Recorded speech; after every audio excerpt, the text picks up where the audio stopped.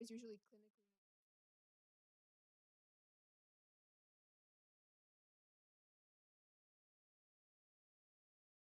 just for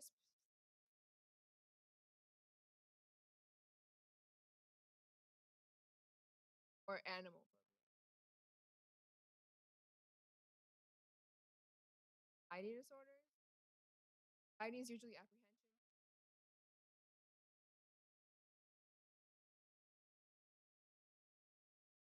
or worrying about something that might fight, flight, or freeze response.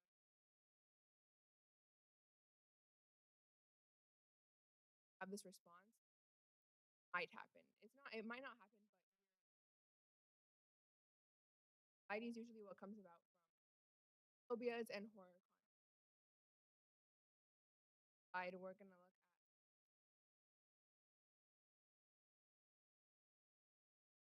Oh, I'm not. For a little bit of research, I learned that exist, but there's no science backing for their existence. There are some sightings which are, but no scientific proof. They originate from folklore, legend.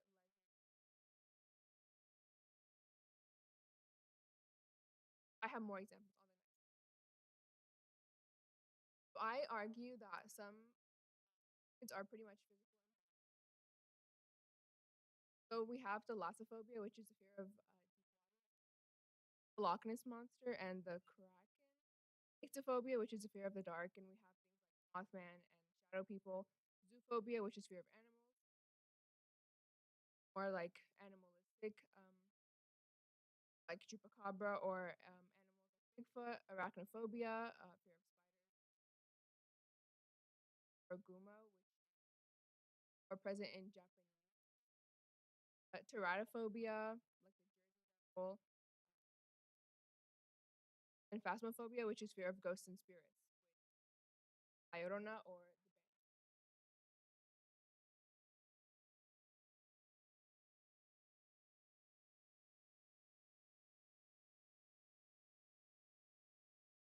Video I got that I thought was good.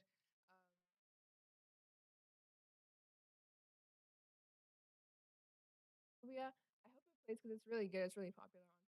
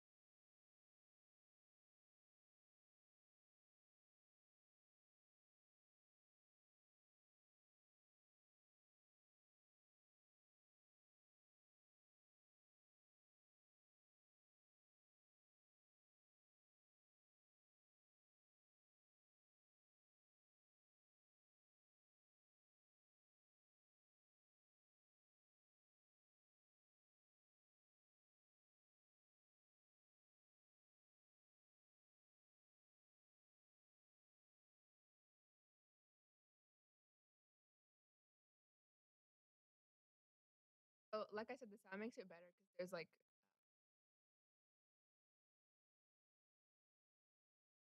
just some basic overview of treatment options that are used to treat model, which pretty much treats it with hormonal imbalance. The psychodynamic model looks a little bit deeper, and it considers called repression or term psychodynamic. We're gonna jump to socio-cultural models, and these kind of rules and expectations back to anxiety formation, back to the cognitive approach. The cognitive approach is usually treated with identifying dysfunctional patterns and changing them.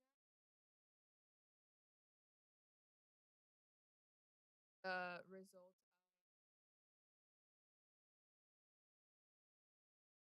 skill building, or exposure therapy. On exposure therapy, Beck proposed that the interpretation of an event is what affects the reaction the most.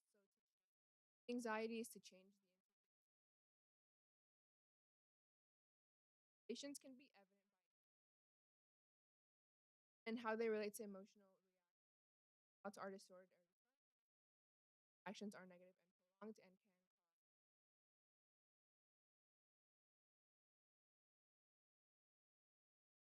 exposure therapy promotes emotional processing and involves modifying the pathology. What you do is you activate the fear response. Try it, then you introduce a way of thinking.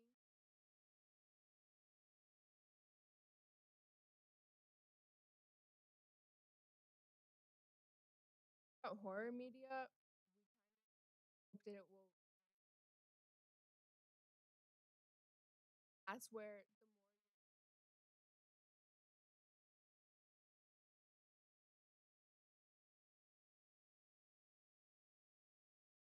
more from when we're not ready, and it can lead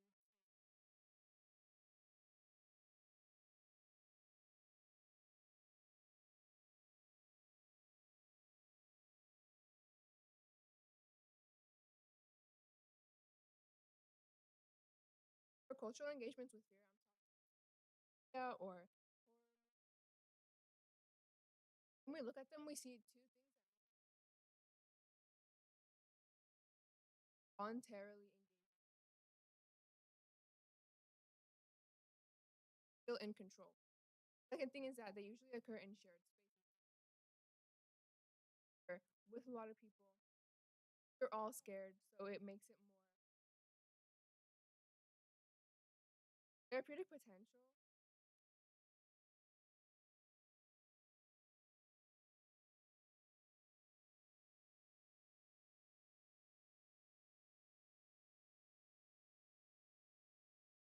Avoidance and can cause intrusive image.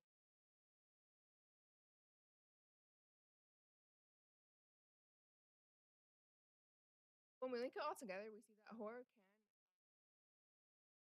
it provides a voluntary, controlled, and safe environment. But if horror is not managed, cause increased.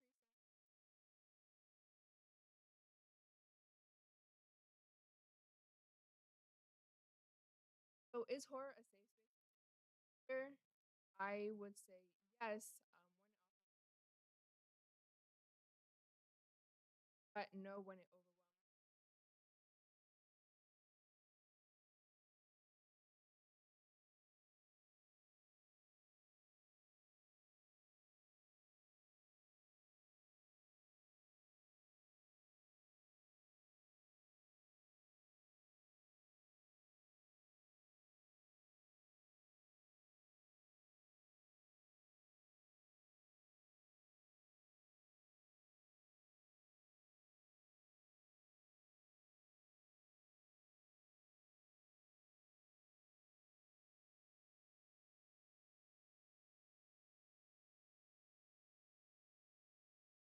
Asking if there is, are you saying that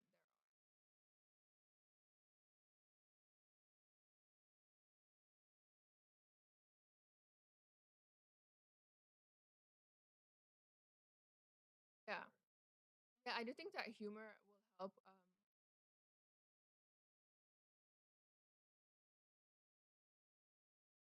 Have stages. Well, how much they're exposed and what the response.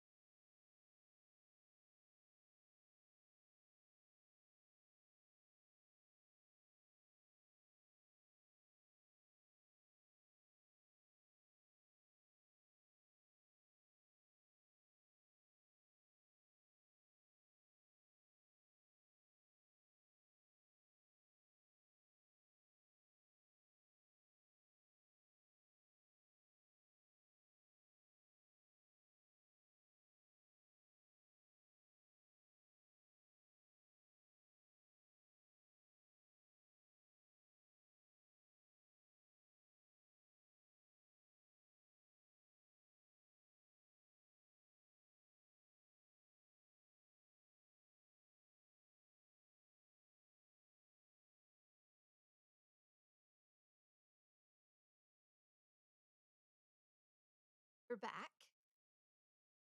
Now we have Dr. Christopher Mallory,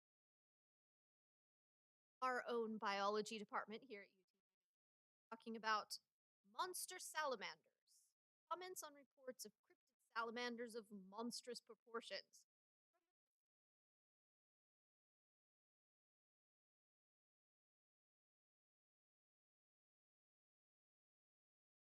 Um, so my presentation, when I think of cryptids, or you could think of slightly more paranormal critters and stuff like that. But there are a lot of organisms that people report sightings of that are somewhat mysterious. Um, but uh, but in some cases, these may actually be real living organisms or potentially based on real living organisms. Also, I don't see the presentation.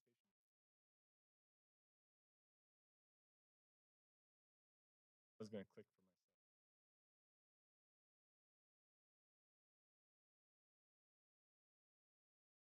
myself. Oh, yeah. I want to be able to because I have to look. Just a moment.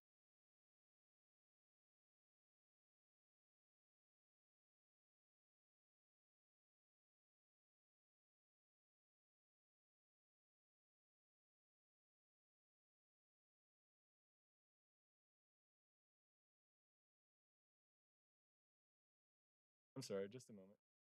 At least we're early.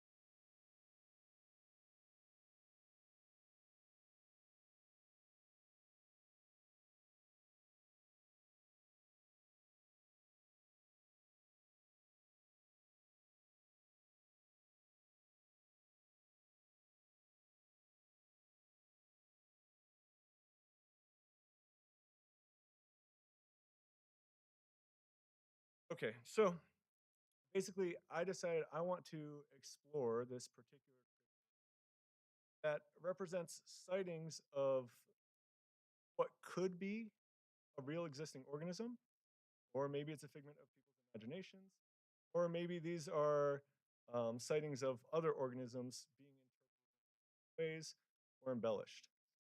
So this is a cryptid that perhaps a lot of people haven't necessarily heard of. Giant salamanders in the Pacific. Today, there are there are real living giant salamanders, and the living giant salamanders today are placed in this family Cryptobranchidae. These are the true giant salamanders existing today. Of course, there are others in the fossil record.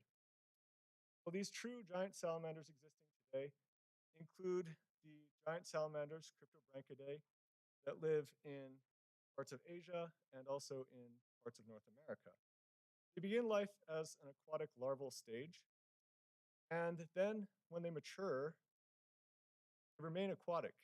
They mature as aquatic giant salamanders, and they absorb their gills, and they primarily breathe through their wrinkly skin. Of images of them. Now, there are just a couple of species in this family, Cryptobranchidae. There's a Japanese giant salamander found in southern Japan, Dryas japonicus.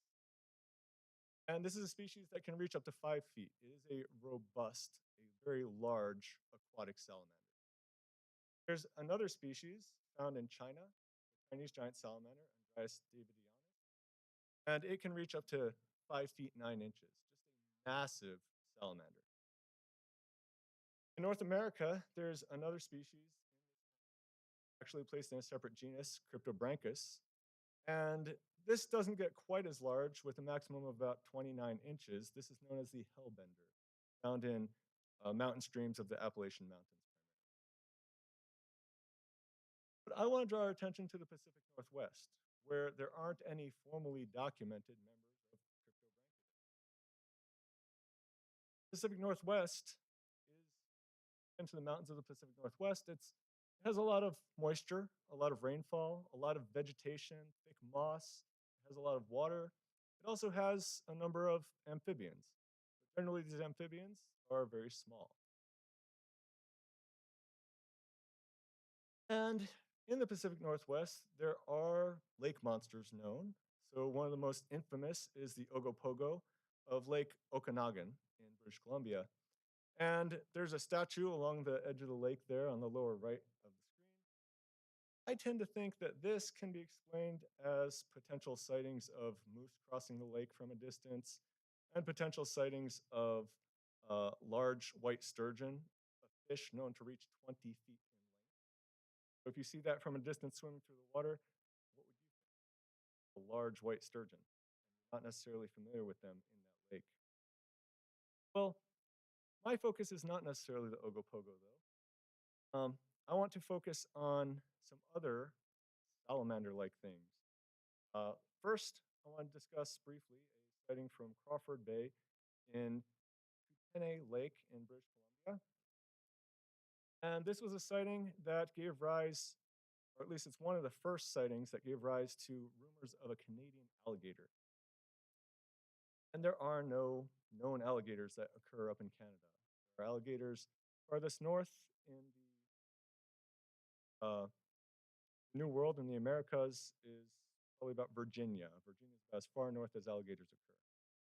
But this sighting was October 10th, 1900, by George Godereau, and he reported a approximately 12-foot creature that he says resembled an alligator, and it crawled up on the shore out of the bay. And he says it seemed to forage in some vegetation. It poked its nose around some vegetation, and then it returned to the water after several minutes. He watched from a distance. And then he went up to the site, and he found that there appeared to be webbed footprints around the site. But he wasn't sure what to make of this. Now, farther west, there have been a number of sightings along these lines, potentially feeding into mythology of a Canadian alligator. But some of them are unmistakably described as a salamander. First, I'm going to start off, though, with Poultice Lake. Poultice Lake is home to the area is home to the Chilliwack First Nations people. At this lake, there's folklore that before the lake, natives lived at the site of the lake. And basically, a man who was bullied by members of the tribe had mystical powers to control water. And so he flooded the valley, flooding the home of all these people. Now, the folklore goes that the people adapted to live underwater. And there's a word that references them, slalakum. Now, some researchers have actually translated slalakum to actually mean a giant salamander. So, slimy skinned people, perhaps giant salamanders? Well, this may not be too crazy to think, okay, they have these arms, they have these limbs with 5 toes and everything. Saying that they look like a salamander, or saying that salamanders might look like people, might seem unusual. But actually, in the fossil record, there is a species in the Trias of Europe where the first fossils that were found were actually thought to represent fossilized people that drowned in the biblical deluge. So, at least if you see the bones, it's been mistaken for human bones elsewhere. Now, in this region of southern British Columbia, Charles Flood and Daniel McRae were prospecting in 1915. And at an area near Green Drop Lake, A local, Green Hicks, took them exploring an area he called Alligator Lake. And they actually reported seeing Green Hicks alligators in a small muddy lake up there in the mountains. Described them as black and about 5 feet long. Another individual who's lived in BC his whole life, Barry Alden, he's the former president of BC Wildlife Federation, and so he has a lot of experience with wildlife in British Columbia. Well, he's been interviewing people and investigating sightings of potential Canadian alligators or giant salamanders in the region for a very long time. And he gives some credence to a particular interview with a native of Vancouver Island, where the individual had been working with a team replacing a wooden bridge in Nittinat Lake on Vancouver Island. They'd been pulling up old wood beams, and what do they describe? Well, they describe observing a black salamander about 5 to 6 feet long. They were freaked out by this and fled the site. Early in the 1900s, another individual, Al Surratt, was, uh, oh, sorry, Al Surratt was gold prospecting near Pitt Lake, not too far from Vancouver, and reported seeing a 6+ foot, or actually multiple 6+ foot salamanders in the area of Pitt Lake. Also at Pitt Lake in 1973, another reported sighting that's become known as the Pitt Lake lizards occurred where a couple, Warren and Sharon Scott, watched, quote, in disbelief as a large number of creatures that resembled huge reptiles swam slowly through the water while closely grouped together. Not sure about you, but this reminds me of the behavior of otters. I wonder if they weren't looking from a distance and mistaking otters for some kind of. But also in Pitt Lake in 2002, an individual named Dan Garrick, he is the River Lodge owner, a wildlife enthusiast, a fishing guide, so he's very familiar with local wildlife, of course. He reports having two sightings that year near the outflow of Pitt Lake into the Pitt River. He reports seeing giant black salamanders in the water. Both times, he says they were a little bit over 5 feet long. This is fairly recent, 2002. This is modern times we're talking. Now, there's another sighting that was actually reported in local media, and the headline read, "Poof, mysterious BC gator-like creature vanishes," in 2007, where at Trinity Western University in Langley, British Columbia, um, alligator-like creature had been reported in a ravine near the university. A local animal shelter investigated this. They searched, they set traps, but they didn't find anything. Now, one possible explanation for some sightings could be the northern alligator lizard. It's an alligator-like lizard, kind of a robust lizard, but they're only recorded up to about 12 inches in length. So not nearly the size of the creatures that have been described. And they're not aquatic. It's interesting to note that if we look at where Pitt Lake and Trinity Western University are, they're only about 24 miles apart, 24 miles of contiguous waterways connects them. And so through the middle of your screen there, you see the Fraser River, and it branches off, well, feeding into it, you have the Pitt River, which comes out of Pitt Lake. And not only that, but actually some of the other places that I've mentioned already are actually connected by contiguous waterways. That's an interesting observation that in the same set of waterways, we're getting sightings of these salamander or alligator-like creatures. Now I'm going to come back to that briefly, but I'm going to jump now to Northern California because there's been some sightings in Northern California of potentially giant salamander-like creatures. Here we see regions of Northern California near the coastline. And again, there are these reports in this region called the Trinity Alps of Northern California, reports that have become known as the Trinity Alps giant salamander. Starts back in 1920s, at least going back that far, with a man named Frank Griffith, an attorney of Weaverville. He reports that he was deer hunting up in the mountains, and he was near a lake that he called Hubbard Lake. He reportedly saw 5 salamanders up in Hubbard Lake, and he reported that these salamanders were in the range of 5 to 9 feet long, out in the deeper parts. Now, he actually attempted to capture one. He says he hooked one, but was unable to pull it in, and ultimately the line broke. There's an animal that big, it's pretty likely your line's going to break unless you have fishing gear. But that's not the end of the story. In the 1940s, another individual named Vern Hardin, who was a professional animal handler from Pioneer, claimed he saw a dozen giant salamanders, also in this location he called Hubbard Lake. He says he hooked one, and at the time there was an impending snowstorm approaching, and he also didn't have equipment to transport it, but he claims that he measured it at approximately 8 feet and 4 inches long. Now, so he released it and he left. There is no place officially documented called Hubbard Lake in the Trinity Alps, though. And it's thought, based on the location that they described and the lake that they described, that perhaps this Hubbard Lake is what is formerly known as White's Creek Lake. Right location, it seems to have the right characteristics. It's a small lake high up in the mountains, associated with a waterway called White's Creek. Now, in California, um, in the 1940s, a herpetologist, Thomas Rogers of Chico State College, heard about these sightings and he took interest.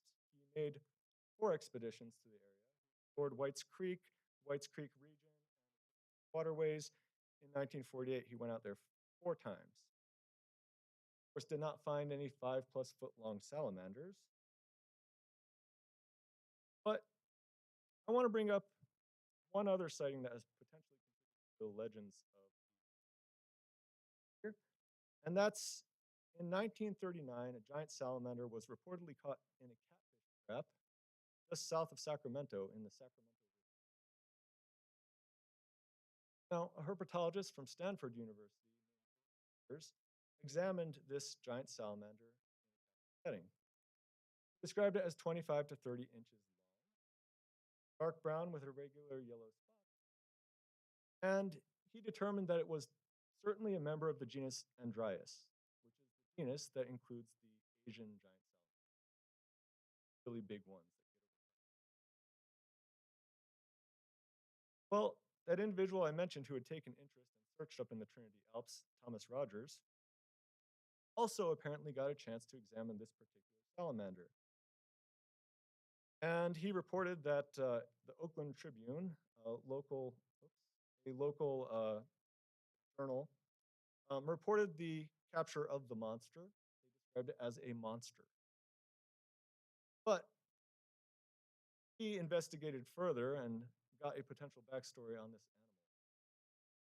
He reported publishing in 1962 with discussion of giant salamanders. He said that this particular specimen is known as Benny, and it actually was on a boat, again in the Sacramento River, going out towards Stockton Harbor, and it apparently somehow escaped. It was a group of 3 individuals being imported from China, so it was a Chinese.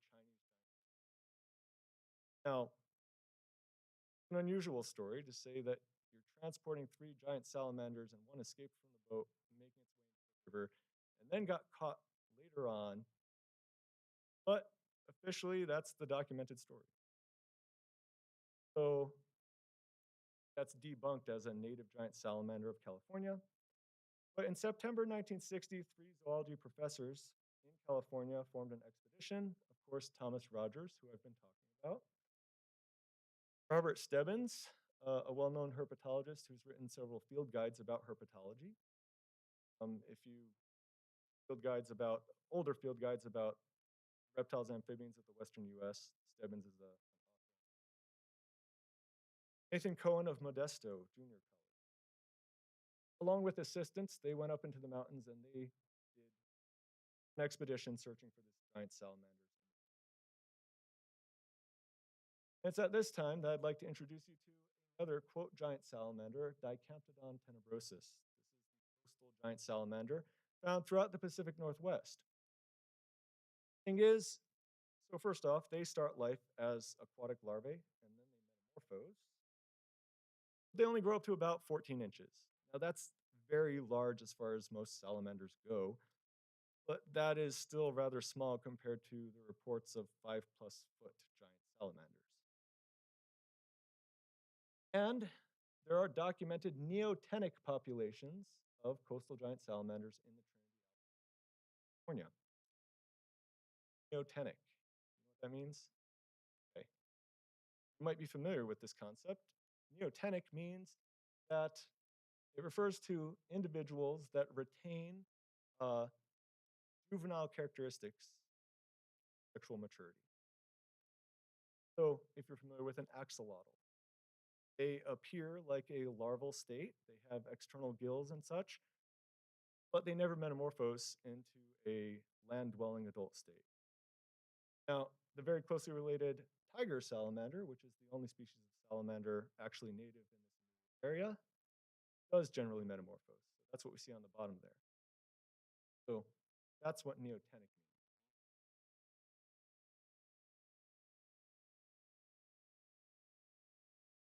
Coastal giant salamander has also been discussed in folklore of natives of North America. There's a word for it, I'm not sure how to say. Poof, puff, puff in Karuk language. And according to the Native Americans of the region, um, the presence of these giant salamanders is an indicator of water. So basically, it's a Native American water quality indicator species. Species, mostly invertebrates, to detect water quality, besides actually testing the water these days. But they would actually use this as a water quality indicator. Now, back to the expedition of 1960, Thomas Rogers published on it. He reported that, quote, we found the lake with a deep end and a cave under a large projecting rock. We caught large salamanders on a 40-pound test line. That's a strong fishing line. And we broke the line trying to pull one salamander out of the cave. Others severed the lines with their teeth. As we collected about a dozen Dicamptodon, these coastal giant salamanders, and the largest was 11.5 inches. Far cry from 5 feet.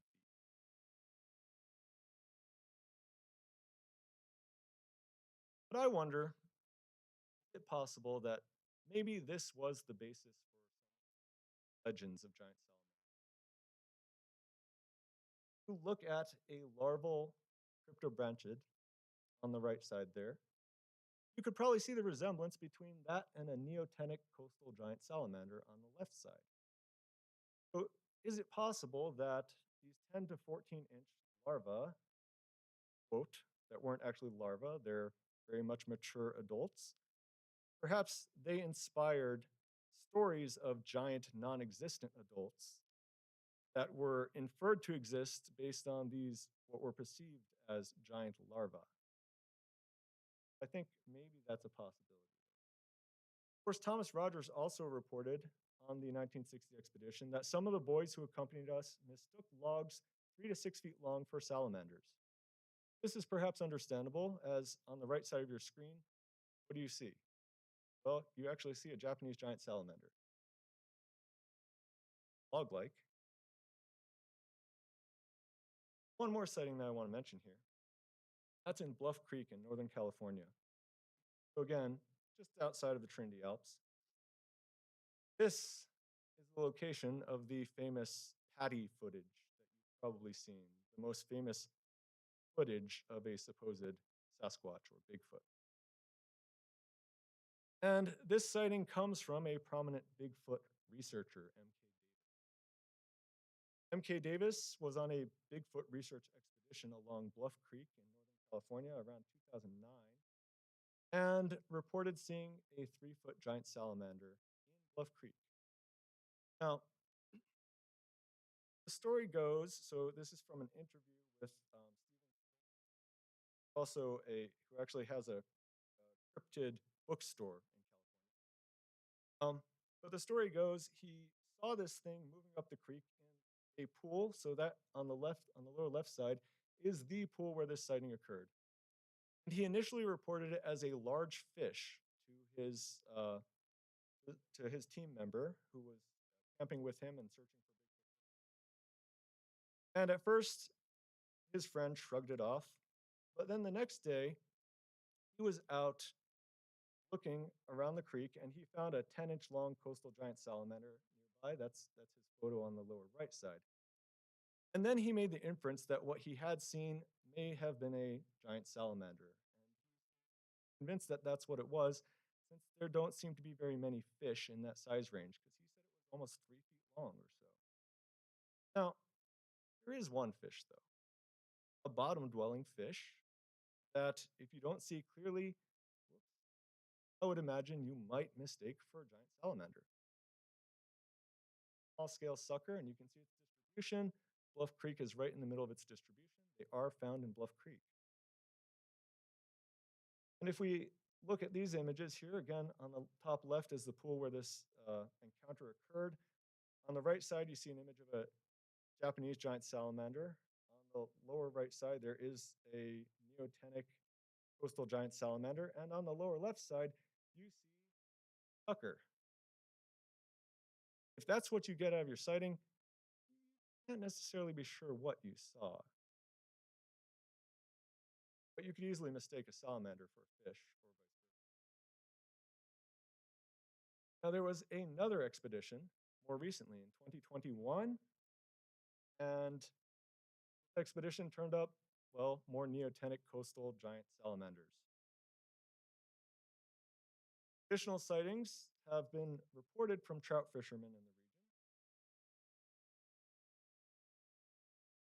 the region. And maybe to not discount these sightings entirely, it's possible that, again, some of them are inspired by giant coastal giant salamanders, perhaps even coastal giant salamanders with gigantism.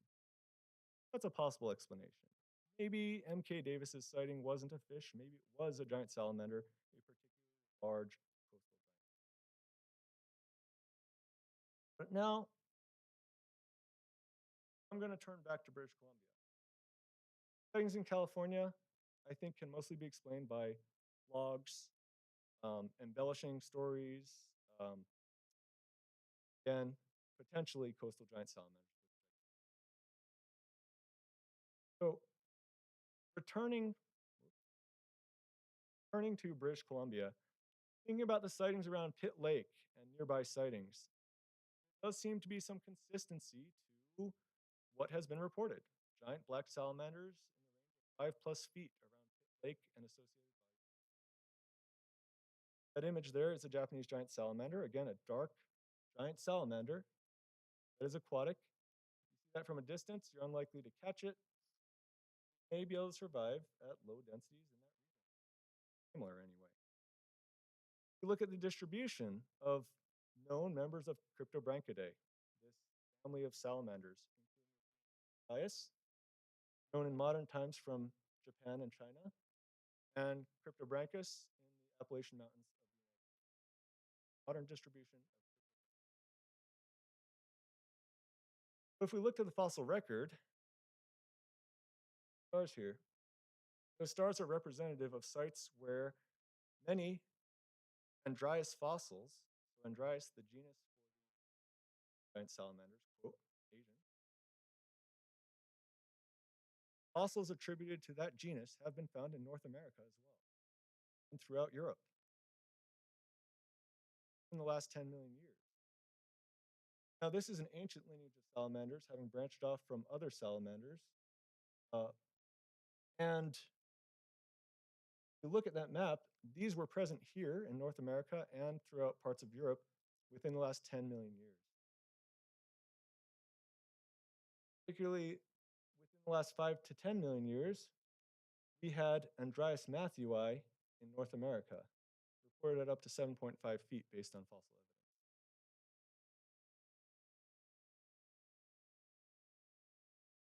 Now, there's another study, Bohm et al.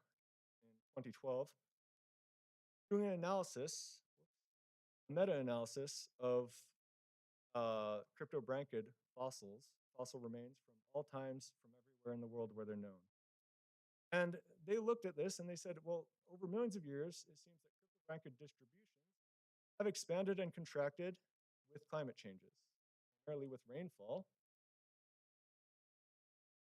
And basically, we can conclude that cryptobranchids occur in the northern hemisphere and in areas wherever there's temperate or cool climate with a lot of rain. Well, if we look here, so this is simply a rainfall map, but Pacific Northwest largely falls in a category where there's cool climate and a lot of rainfall as a general rule. And so I'm somewhat inclined to agree with Barry Alden. He said this. He said, these small alligators or large salamanders keep appearing.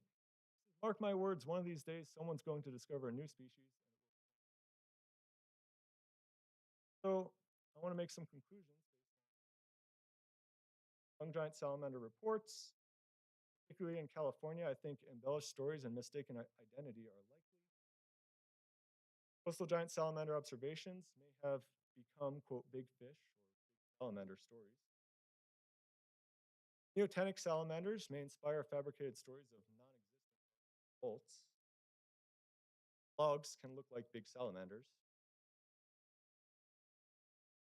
And yet, there may actually be an undiscovered cryptobranchid. I'd like to thank you.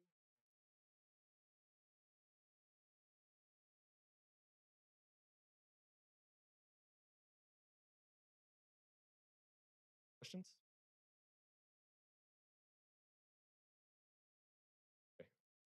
Okay. It was really hard to even pare this down to this size. I have a lot more slides that I didn't use. Yeah.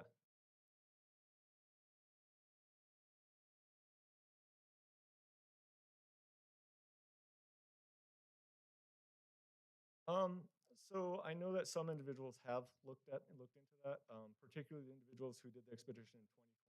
They did really thorough overview of historic maps and everything in order to try to pinpoint where these creatures might exist if they exist in Northern California. And again, as far as I know, so actually I had another slide in here. There have been other expeditions that have gone well in Northern California.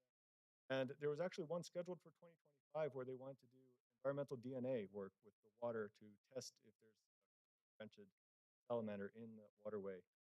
And I haven't heard any results back about that. It had been advertised. Actually, there was a GoFundMe account to fund it, but I haven't heard any results from that yet. But again, I suspect they're going to find more coastal giant salamanders, range of a foot long.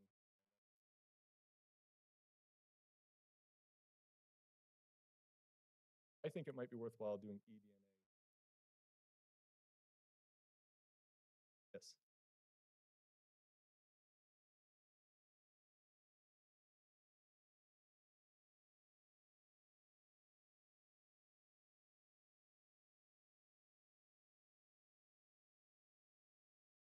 Okay, so yeah, I mentioned that, and so um,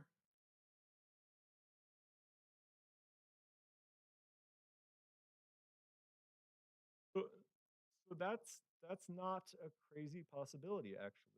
So um, there has been a lot of immigration from Japan into the Pacific Northwest, and it's possible that giant salamanders could have been released to the Pacific Northwest. So that's even a possibility too. Um, Now, some people have suggested that that could have occurred in California, but the locations we're talking about in California in particular are rather remote. Seems unlikely that someone would bring a giant salamander up there and release it. Um, yeah, at the same time, when it comes to prospecting and mining for gold, there are people who would have associations with Asia and potentially import a lot of goods from there. Um, but it seems unlikely that any animals would end up in the mountains of northern California from Asia established themselves. Now, again, I wouldn't completely rule out that possibility for up around time, but also again, I don't know either way, but I wouldn't completely rule out the possibility of something occurring naturally at low population densities that we have failed.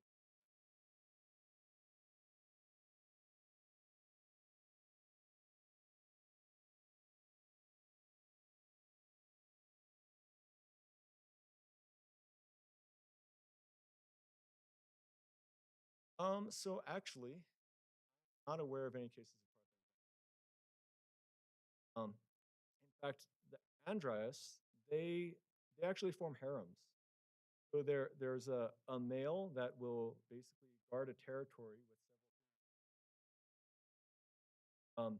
And then, in fact, there's actually a system there where there are males that don't grow as large. So the males that defend territories grow particularly large. And there are smaller males that will try to mimic the females and sneak in and mate with the larger males. Sneaker males, yes, exactly.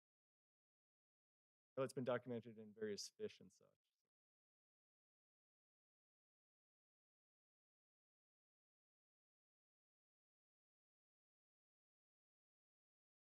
Thank you.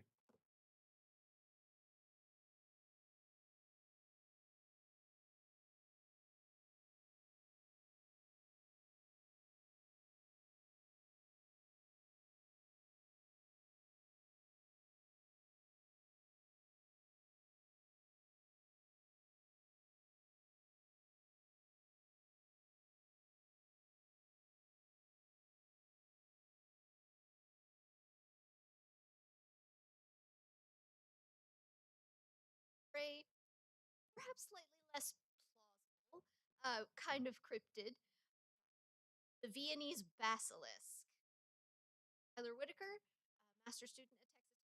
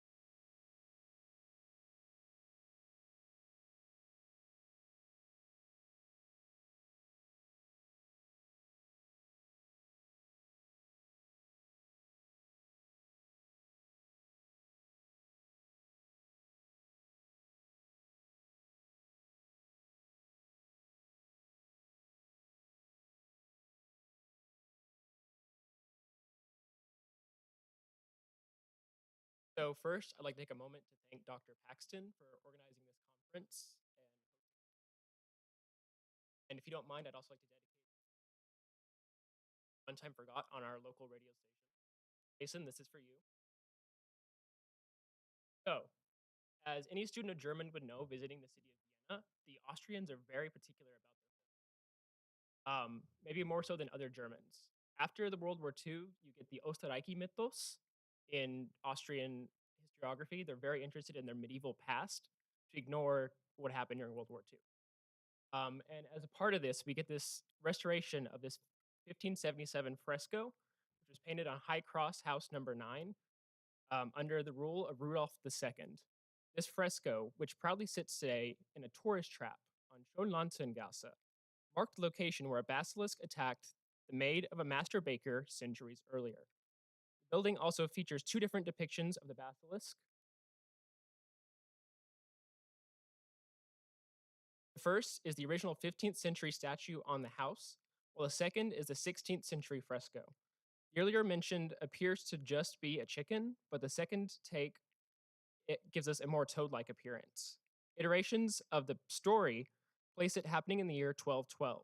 Yet, it's not until 1546 that we get our first reference to the basilisk in Vienna in literature. At this time, Habsburg Emperor Maximilian was pushing for tolerance in the wake of the religious peace of Augsburg. By pushing for peace, the Habsburg emperor had, in the eyes of the Jesuits, who had a strong grip on the city of Vienna, let the monsters into their city gates. Using the appearance of a dragon, the Bavarian monk Arnold of Regensburg in 1030, historian Patrick J. Geary argues that biblical monsters, in this case a dragon inspired by the Leviathan, are often a sign of the apocalypse. To go further, Dr. Zakia Hanafi argues that, within a long Western tradition, a monster is that which is unhuman and that which challenges existing methods of order. For over a century, the Habsburgs dominated imperial politics. Yet, despite ruling an empire in which the sun never set, the first empire to be called that, um, the empire was in crisis. Externally, at its southeastern frontier, the Habsburgs lost 5 consecutive wars with the Muslim Ottomans. Internally, a heresy unlike any other had infiltrated the hearts and minds of dukes and the Kleine Leute in Saxony, Bohemia, and the Palatinate. I argue that the story of the Viennese Basilisk attack was invoked and immortalized in 1577 in the fear of the upending of a religious hierarchy, one that was brought on by Protestant threat from within. First of all, though, what is a basilisk? Etymologically, this term comes from Greek, basileus, which is emperor or king, and the diminutive ikos, which means little, so it's just little king. It's often associated with tyrannical emperors in the Byzantine Empire. One of our earliest descriptions come from Pliny the Elder's Natural Histories. And to quote, "It is a snake with a light crown upon its head. It suffocates not only through its touch, but also by breathing on them. And it crunches stones. Such is the evil, spiteful power of the animal." This may be why some depictions have a crown on the head in the early modern period.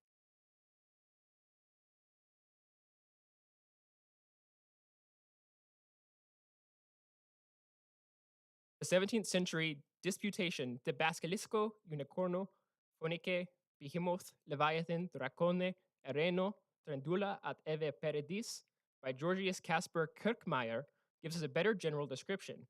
Hic ictor si uspium alibi curo opus esse vedes. De Basilisco montroso illegaio buffono. Roughly, here, as elsewhere, you can see that care is taken in the description. The basilisk, a monstrous half frog, half chicken, which is, of course, known to all. While Kirkmeyer goes on to assure his audience of the authenticity of the basilisk through a set of fallacies a high school English student could point out. We do get a number of attributes attributed to the basilisk that are uniform throughout other early modern and medieval sources. First, the general description of the basilisk is a half chicken, half frog, or toad. Medieval and early modern sources all attribute the birth of a basilisk to a toad sitting on the egg of a chicken. Some sources also record the egg of a toad or a serpent being incubated by a cockerel. This process represents the overturning of the natural order, in which early modern medieval mind was more than enough justification for a monstrous birth. Because its own creation ends the natural order, the basilisk is venomous. This is where accounts begin to differ. According to Pliny, the breath of the basilisk alone is enough to poison someone. By the Middle Ages, it was debated back and forth by Alexander Neckham, Pirto de Abano, and Theophilus Presbyter on whether or not it was the gaze or the breath of the basilisk that was deadly. Presbyter, the major proponent of the gaze theory, won out, and by the Renaissance, it was widely accepted that the gaze of the basilisk would kill any unfortunate soul who dared to get in its eyesight. Sources after Presbyter all agree that the best way to kill a basilisk is to show it its own reflection, turning its own power on itself.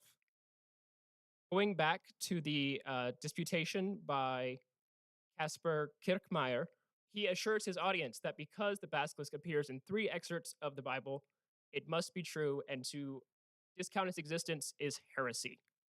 So clearly, within the early modern Christian mind, we must accept this creature as reality.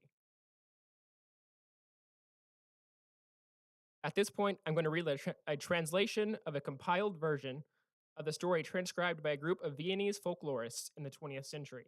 Their version of the story is only one of many, but is one of the more detailed attempts at putting the Viennese oral tradition to the page. On June 26th, in the year 1212, the people of the lower end of the Holy Cross, now Schonlandtengasse, were up and around as they were planning the celebration of the coronation of the new Holy Roman Emperor Frederick II von Hohenstaufen.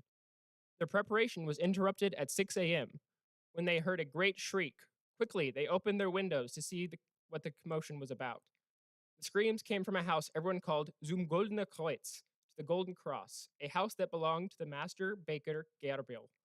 The people ran down their stairs and wanted to enter the house, but when they tried, they found out that the gates were locked. There, the people shouted, "Open up!" What was the screaming about? Finally, some men came with their iron bars. They wanted to break down the building's gate. Others ran to the city magistrate, Jacob van der Hulben, who is attested to as a magistrate in the city in 1212, and told him about the terrible shout at the lower Holy Cross. The magistrate called the city guards. Then he mounted his horse and headed to the scene. Here, moments later, he arrived at the baker's house. Jakob grabbed an iron hammer, which, according to the story, was hanging near the locked gate, striking it 3 times with great force. The door slowly creaked open, finally revealing the baker. Slowly, he stepped out, pale in the face. Unbothered, the city judge asked, "What happened here?" Mr. Garable, the master baker, responded, "Our maid, Anna, went into the courtyard today, as she does every day, to draw water. Yet so little water came out that she looked down into the well. Suddenly, she screamed, and her face went completely blue. We immediately went into the courtyard to see what had happened.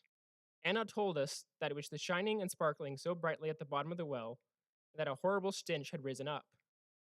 We went to the well, and such a ghastly stench hit our noses that we almost suffocated. Sadly, Anna would die soon after this event. Johann, the baker's apprentice, said he wanted to see what was shining down there. Perhaps a treasure was hidden. He immediately tied a rope around his waist, took a pitch torch in his hand, and the other journeymen lowered him down. He was barely 12 feet down, barely, when he screamed terribly and dropped the torch. They pulled him up as quickly as they could, but Johann was unconscious. A few moments later, he came to his senses. If you want to see him, come into the courtyard. Perhaps he can tell you himself what a terrible thing he experienced. The magistrate and the people flowed into the courtyard. In one corner, the baker's apprentice sat on a stone, coughing, his face completely blue. He said, "It was terrible. There's a hideous beast down there. It looks like a large rooster, but it has a long, scaly tail, large feet and claws, glowing eyes, and a fiery crown on its head. He breathed fiery vapor from his mouth. I couldn't breathe at all and thought it was the end of me." He coughed and couldn't speak any further. Then a gentleman stepped forward from the crowd and spoke to the city magistrate Jacob in a hushed voice. "Allow me to explain to the people what happened. Perhaps I can calm them down." The magistrate called out to the people, "I beg for your quiet. Mr. Polliter, PhD, has something to say to you." Silence fell, and the doctor said, "Dear people, a basilisk has been found here in this well. It is a strange creature. It hatched from an egg laid by a rooster and hatched by a toad. The basilisk is very dangerous, for anyone who looks at it must die. We kill it. Someone must hold a silver mirror before its eyes, and when the creature sees its own reflection, it is so frightened by its hideous form that it shatters. But I advise no one to go down the well with a mirror. It could cost them their life." The courtyard fell silent. Then a man asked, "Can't the beast be killed in another way?" The doctor answered, "Oh, yes. If the well is filled to the top with stones and earth, then the basilisk must suffocate." And the people gathered large stones and a lot of earth and threw everything into the well until it was completely full. When they were finished, they said, "There, now Johann doesn't need to be afraid anymore. The basilisk is dead." But Johann was nowhere to be seen. The servants had carried him up into his room. When the people came up, he was unconscious. He died that same evening. In memory of this terrible event, a stone basilisk was placed at the house at Schönlanterngasse number 7. It can still be seen today between the windows of 2 different floors. This story differs in a few places from other accounts, including the 1577 fresco. Most notably, the boy, identified as Johann in this version of the story, dies in the end. In other retellings, especially those ones used around the tourist trap, um, Johann manages to find a silver mirror. With the mirror, he kills the basilisk by turning it to stone, which is the supposed origin of the stone statue. In the well, Johann finds gold, and he lives happily ever after. This version of the story um, is usually encouraged in front of an actual well, and usually tourists will throw a euro or two down into the well to be Jacob's treasure. Um, as demonstrated by Pliny the Elder, the story of the basilisk is much older than 1577. So, what is the importance of the basilisk, house number 7, in the late 16th century? I'm going to give you guys a real quick rundown of some really major events in the Reformation. If you want to clock out, this is the time to do it. And come back when you hear the word Rudolph. The 16th century was a trying time for the Holy Roman Empire. Exactly 507 years ago today, on October 31st, 1517, Martin Luther unknowingly changed the course of Central European history with his 95 Theses. Martin Luther, who was challenging both the papacy and the bishops of Saxony, broke the Catholic hegemony across the empire. As historian of the Reformation Harold H. Grime once wrote, although the emergence of the Protestantism was prompted solely by religious motives, the hopes and aspirations of the reformers were almost immediately translated into economic, social, political, and cultural terms. The Holy Roman Emperors, who had their power enumerated by the papacy, struggled to conceive of the impact Luther would have. At the Diet of Worms in 1521, the young Emperor Charles V von Habsburg, a fierce Spanish Catholic, Luther defended his actions, first in Latin and then in German, in defiance of the tradition of in front of the second strongest figure in the Catholic world. Instead of executing Luther, Charles V let Luther return to his quarters under the keen eye of Catholic Spanish guards. Before Luther could be called to the Diet again, he escaped. Luther and his movement were not brought to the same end as Johann Hus and the Hussites nearly a century earlier. After a revolt of the Protestant nobility, the Habsburgs were forced into the religious peace of Augsburg. The peace legalized other sects of Christianity in the empire, dictating that the ruler of each part of the empire would determine their faith and therefore the faith of their subjects. This, however, failed to address the granularity on the ground. In the imperial court of Vienna, the stakes were high. A fortress town since the arrival of the Romans over a millennium earlier, Vienna was best defined by its two most striking features. First, the massive fortress walls were bound by the Danube to the northeast and the wine-producing hills of the Wienerwald to the southwest. Second, the massive tower of St. Stephan's Cathedral, the seat of the Catholic Archdiocese of Vienna. Not far from the imperial complex was the street of the High Cross. From the city's own Latin chronicle in 1546, we get the first mention of the basilisk. Sunt et loca quandam ventra vienomene, aliquae entu oil pictura quadam infiginio et ulgo cognita ubi bascalis repertos, which I have translated as, there are certain localities within Vienna that are commonly known from some event or picture, one of which is where the basilisk was found. Vienna's cityscape was dominated by Catholic institutions. Within the Hofburg, the administrative capital of the empire, the Augustiner Kirche, which held the hearts and entrails of the Habsburg emperors and princes, and the Spanish writing school. The earlier mentioned Charles V, who refused to act on Luther when the time came, was the ultimate culmination of Habsburg marital policy, inheriting the thrones of Austria, Castile, Burgundy, and more. His Spanish background made him and his administration fiercely Catholic.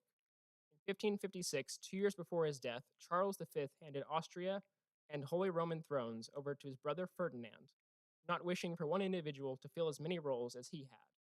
Ferdinand of Austria eventually gave way to Maximilian, his son, an emperor heavily influenced by the writings of Erasmus von Rotterdam. Maximilian's court was Irenic, filled with Lutherans, Catholics, and Calvinists. Under Maximilian, a Lutheran congregation opened in the imperial capital. Peter Canisius, a prominent preacher within the city of Vienna, uh, belonging to the Jesuit order, wrote in 1564 about Maximilian's tolerance, "May God save the Catholics from these false brothers." Another figure, Abraham of Santa Clara, a prominent preacher in the city of Vienna, went around the streets preaching that these were the end times, that the apocalypse had finally come to the Austrian Empire, and that the streets were filled with fools who had let these false brothers into their city. Um, Johann Christoph Huber was more frank about his concerns in his topically named treatise, Report of the Cruel Tyrannical Persecution of the Calvinists Against the Pious Catholic Christians, which discussed the Reformation in England but found use in spreading fear of Protestant rule in Austria. In 1572, any hope of a Protestant Catholic peace seemed impossible to keep after the St. Bartholomew's Day massacre, where a Catholic mob killed some 5,000 Huguenots in France. Some Huguenot sources raise that number to 30,000, but 5,000 is probably a better estimate. For the Catholic Viennese, Maximilian had allowed the enemy into the city gates, allowing them to open their own congressions at the center of an empire which had its power enumerated again by the papacy. Maximilian himself was either impartial or sympathetic to the Protestant cause, not actually accepting his crown from the Pope, much to the chagrin of his wife. Maria of Austria, also known as Maria of Spain or Maria the Pious, um, was a Catholic Spanish cousin of Maximilian. In typical Habsburg fashion, the brothers Ferdinand and Charles V wanted to keep their royal lines close. In the Austrian court, Maria was described as distant, quiet, and pious. Because of her husband's indifference to faith, she sent their oldest son, Rudolph II, off to Spain for education. When Maximilian died in 1576, many in court were hopeful that Rudolph's time in Spain would have created a pious emperor. In matters of faith, he handed the reins over to the above mentioned Peter Canaios. However, his distance from his mother left Rudolph II prone to breakdowns. He lost himself in his father's art collection and moved the imperial capital to Prague. There, he displayed exotic goods from Spanish Habsburg colonies, imperial treasures, and art from across Europe and Asia, often going as far as collecting the finest astrologists/astronomers of the time in his personal court. One of these figures was Tycho Brahe, the Danish astronomer. Tycho Brahe was often irritated by Rudolph. Rudolph would come to him every morning asking for his astrological reading, and it's pretty well proven that often Tycho, when he was really irritated, would just tell Rudolph, "You're going to have an awful day according to the stars," whenever he was annoyed. And of course, that would cause Rudolph to go into a manic panic for that day. Um, Looking through the catalog of Rudolph's collection, written down by Rudolph's court librarian Daniel Froschel, within one of his cabinets, he owned an etching of the basilisk, probably the same one that would inspire the story of House Number 7. He left the matters of actual governance to others. Canisius' first priority was to expel Protestants from the court in Vienna, getting rid of many of Maximilian's Lutheran and Calvinist courtiers. In 1578, the Lutheran Church of Vienna was also forced to close.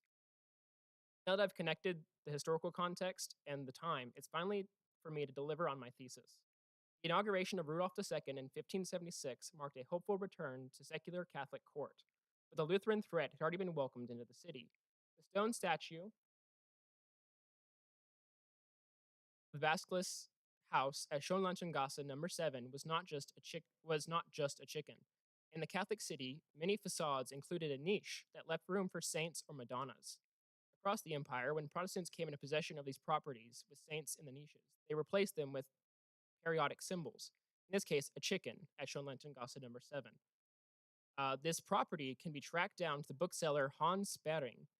Spering was well known for selling too many sectarian books in St. Stephan's Square, and in 1577, the same year this inscription goes up, he was forced to vacate his bookshop under the Rudolphine court's counter-Reformation efforts. The exact dates are a little fuzzy. The vacation of the bookstore and the painting of the fresco happened almost one right after the other. While it's harder to discern the voices of the lower classes in Vienna than the clergy or the educated, but if we're to believe the folklore represents the views of the folk, the story of the Basilisk House in number 7 can be forced to fit a metaphor of the enemy within. When the likely Protestant Sparing was kicked from his home and his bookshop, the people finally saw themselves removing the enemy from within the walls. The people moved to create the historical memory of the basilisk within the protected courtyard of number 7. While Spanring presented no physical threat, his books were a theological threat to the Catholic community, who could lure any Catholic towards heresy, which, according to prominent Catholic figures like Abraham of Santa Clara, was as good as death with a mere glance. After the Bavarian dragon, attested by Arnold of Regensburger in 1030, was a symbol of the imminent apocalypse, the defeated basilisk of Vienna was the opposite. It marked the end of the theological apocalypse brought on by growing Counter-Reformation efforts, a parallel to the defeat of the basilisk, whether it was with stones or a mirror. That's my interpretation of the folklore of the basilisk. But now I finish off with the worst news possible. There are no basilisks. In the 19th century, the British born Austro Hungarian geologist Edward Suess published an article about the Vienna basilisk. He was actually looking into the red sandstone formations underneath the city of Vienna, and very close to number 7, he found there was a deep redstone well that actually was full of sulfur deposits. And he posits that the passing out of these two individuals are probably related to the intake of the sulfur from said well, causing them to pass out and perhaps pass on. Thank you all for your time.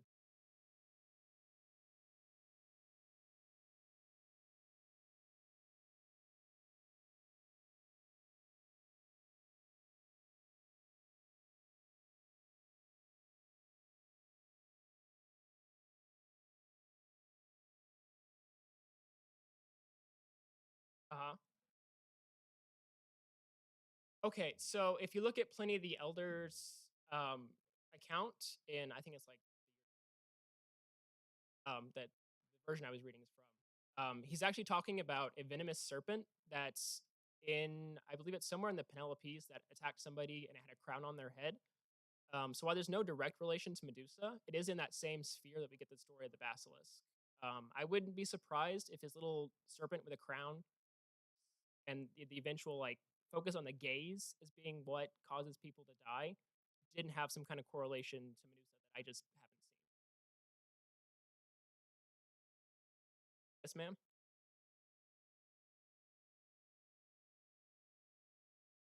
Yes.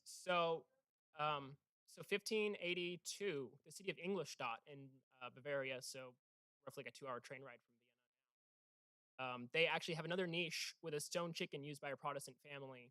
And when that Protestant family is driven out, community comes in and starts filling that house with stories of, oh, there was a basilisk here. That's the basilisk. It's very apparent that even though these two communities are at a distance from each other, but they're in the same Catholic South German sphere, that comparing Protestant communities to the basilisk within the walls is at least present in two cases. I would also note that Luther liked to compare the Pope to the basilisk. Yeah, that's just Luther being cheeky, though.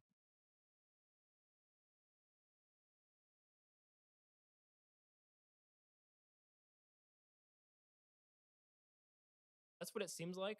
One of the books I based a lot of this off of was literally called "Early Modern Propaganda in the Reformation," and it uses the story of the basilisk in both Luther's case and the House Number Seven as like propaganda against the other side. We don't know who painted the fresco in 1577, whether it was the community or the city or church officials. We just don't know.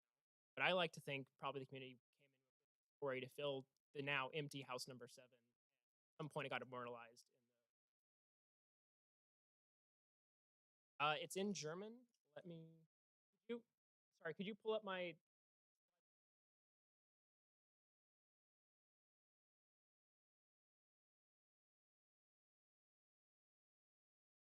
very last slide?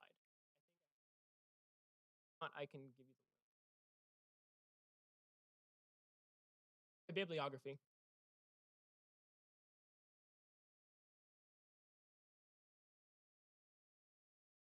Don't have it on there. I'm gonna give you my email.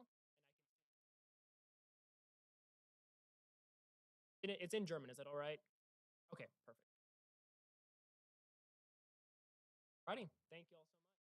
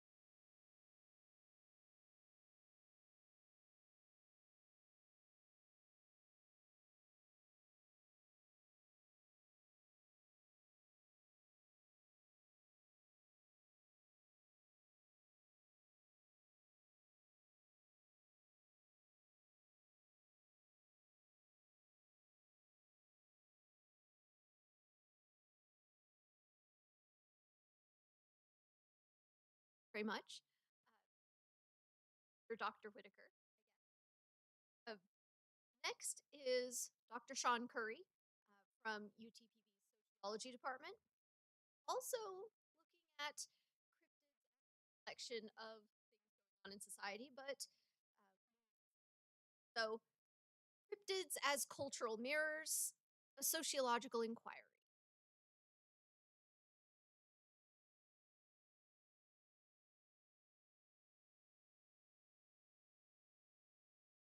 Thank you, Dr. Paxton, for putting this together, for everybody who put all the work into putting the presentations together, and for all of you for attending.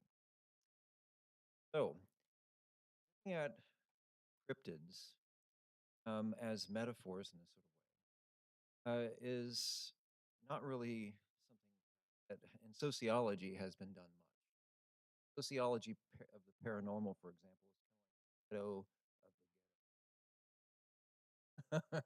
I study new religious movements, and I've been told that my area is the ghetto of sociology. That would be the other super ghetto. So my presentation, taking a look at how the legends of creatures like the Loch Ness monster, Bigfoot, Mothman, Abra, are reflections of our collective beliefs, desires, and even our repressions.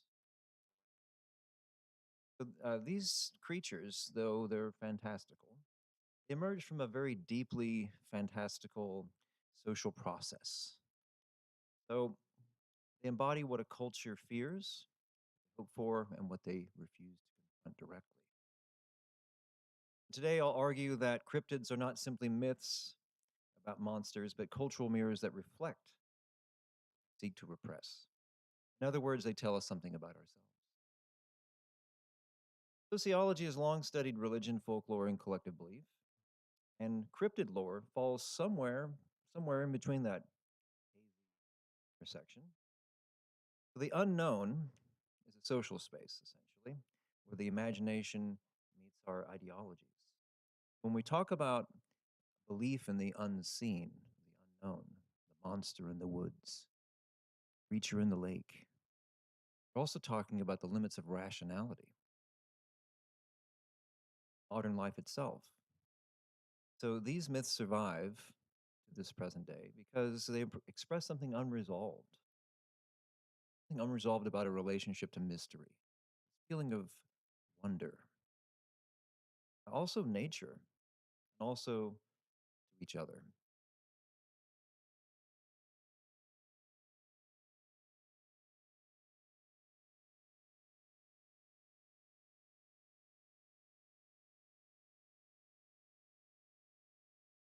So, go a little bit into theory. Don't be scared. So I'm going to bring together three different theoretical frameworks and some literary analysis as well, just to throw in some spice there. And first, we're going to talk about Max Weber, Max Weber's disenchantment thesis. So, Max Weber wrote that modernity, modern society, through rationalization, it stripped the world of mystery, stripped it from wonder, and this idea of the transcendent, being able to experience something other than the material world. And this disenchantment generates a cultural hunger for the irrational from us. We long for it. We want to see something other than the material, the uncanny, the weird, the strange, the mythical. So cryptids, in this sense, are instruments of reenchantment. They're ways for mystery to sort of reassert itself, to seep in an otherwise rationalized world.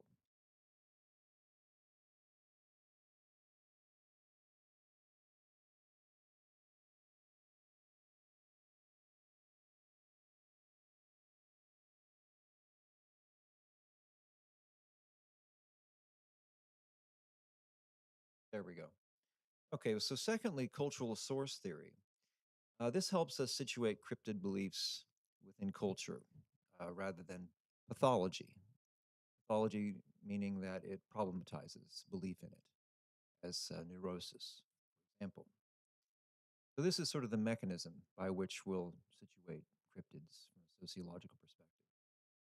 So cryptid myths, in this sense, they emerge from particular contexts, social contexts, and respond to material and symbolic tensions that are within them. So the chupacabra, the Bigfoot, Mothman, they're not just mere curiosities. They are sort of cultural artifacts that are born from specific historical fears and anxieties and conditions. So they're relative to place and time. Thirdly,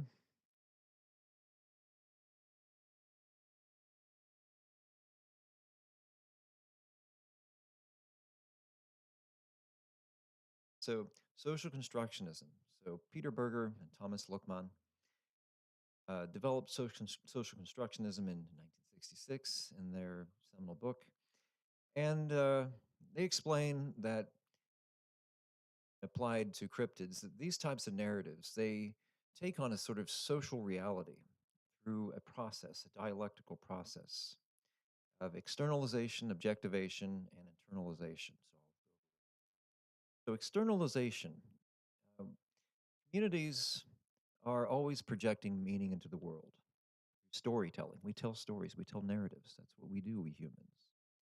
And through objectivation, these stories that we tell, they become seemingly independent facts, quote unquote, facts about reality, sightings, evidence, uh, videos, for example, today, even institutions. There are cryptological societies, there are Bigfoot societies, on all kinds of conditions to find these creatures, so forth. Yeah. And so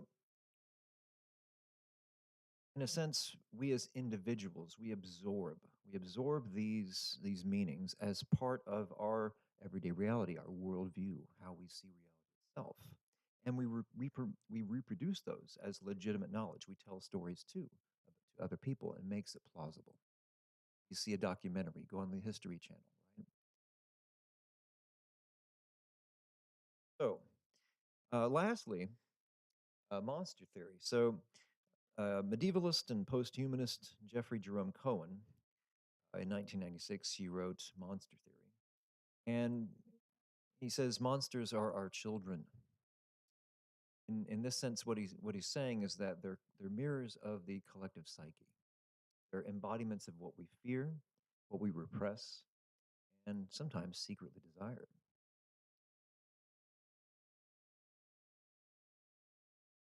Cryptid legends, they're not just confined to one culture or era. From medieval sea serpents, going back to Vikings, to contemporary sightings of Mothman in Point Pleasant, West Virginia. These stories, they evolve alongside society itself. So these myths flourish in periods of uncertainty, times when traditional sources of meaning fail or falter. The modern cryptid emerged with the industrialization and mass media. Old mythic structures gave way to new ones, and the stories we tell today are more suited to an age of photographs, tabloids, and viral videos, especially. So each sighting tells us as much about the storyteller as the story itself.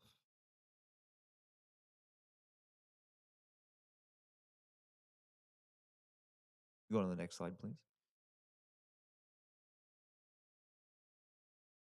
Yeah, that's the right one. Thank you. Oh, go back one. I'm sorry.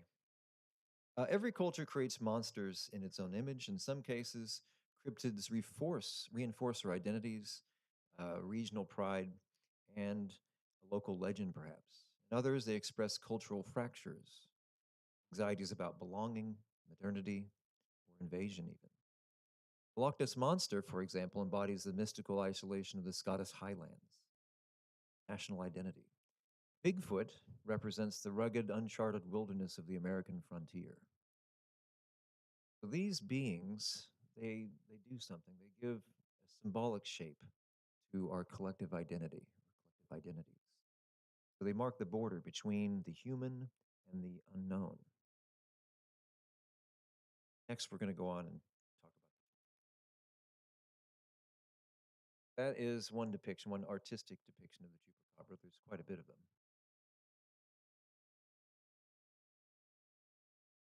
And it's Spanish for the goat sucker, fire animal in a way. So the chupacabra first appeared in Puerto Rico in the mid 1990s, and it coincided with the economic stability and the rapid globalization that was going on during that time. The farmers in that area found their livestock mysteriously drained of blood. The media during that time created, a story, a horror story in a sense, a predator that no one had quite seen, but they've heard a lot about it. So beyond the surface of this horror story lies a tale, sort of cultural fear about exploitation, migration, and a sense of lost sovereignty. So the chupacabra then became a metaphor for external predation, which is sort of a strange embodiment of how colonial histories and global capitalism can drain local vitality.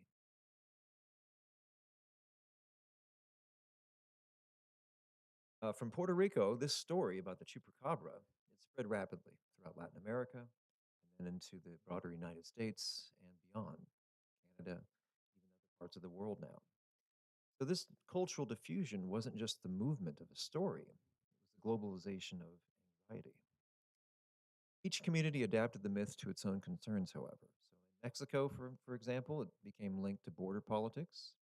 Here in Texas, fears of the rural other, quote, and then through mass media and social media, the chupacabra changed and mutated, quite unlike a virus in a way. And it reflected how cultural symbols evolve in an interconnected world.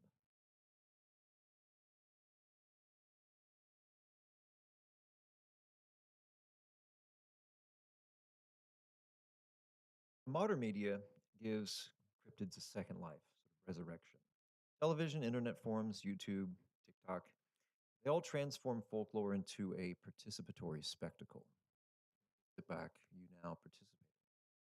Every single blurry photo, every shaky video that you see, they all invite a sort of collective interpretation, invite us to all be a part of it, and with it, collective belief. So, in this sense, the cryptid is no longer confined to an oral tradition, oral narrative. It becomes a networked myth. So the digital sphere, it functions as kind of a new folklore ecology. And this is a place where fact and fiction merge in the pursuit of a sort of communal mystery.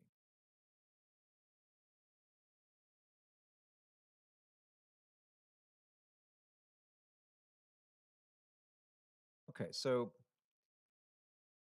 the environment and looking at the non human. So many cryptid myths express anxiety about a human's alienation from nature, actually. So Bigfoot, Loch Ness Monster, or Nessie, and other creatures embody the idea that the wilderness, nature itself, hides secrets from us, fight resistance to a sort of full disenchantment or rationalization. In some cases, these myths become rallying points for environmental consciousness. So, protecting Bigfoot's habitat, for example, becomes sort of a symbolic defense of the natural world itself. The cryptid, in this sense, becomes a ecological allegory and a moral compass. It reminds us of the cost of disenchantment. So, beliefs in cryptids isn't just about whether they exist; it's about belonging. Communities form around a shared sense of wonder, bait, and sometimes even hoaxes. Famous case with Bigfoot being a case in point. These interactions between people they create meaning in a world that's well, often stripped of it. The sociological task here is not to debunk these myths, it's to understand them. See these stories as an ongoing negotiation between knowledge and faith, between modern society and mystery. So, in believing together, we reaffirm their place in an otherwise disenchanted world. So, how to talk about a sociology of cryptids?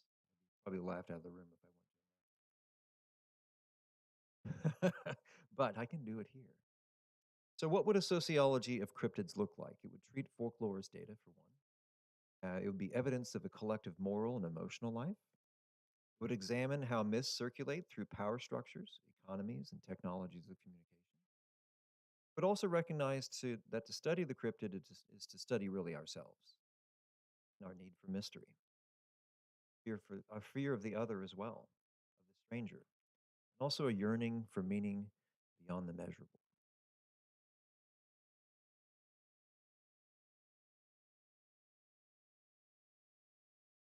So in the end, cryptids endure in our culture because they speak to something eternal in human society, the refusal to let mystery die. They embody what Max Weber might have called our struggle against the iron cage of rationality. These are reminders that not everything can be explained, not everything can be tamed. Owen writes, Monsters are our children. He's telling us that our myths are moral mirrors. Feel what we love, what we fear, and what we deny about ourselves. Perhaps the question isn't whether the creatures exist, why we need them to.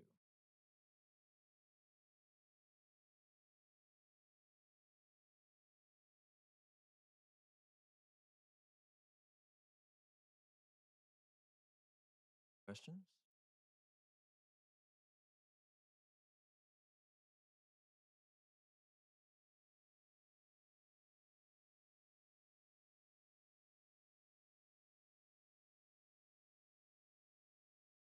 Oh yeah, did we pass through this?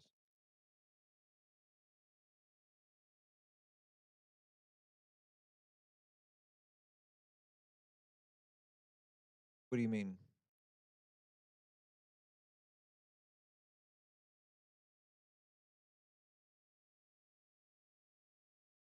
Oh, okay. I think we got out of sync here.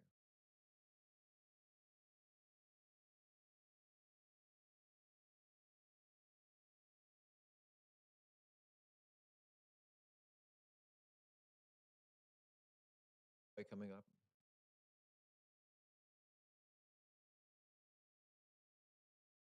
Well, no, it was a symbol of the exploitation of people in Puerto Rico by the United States.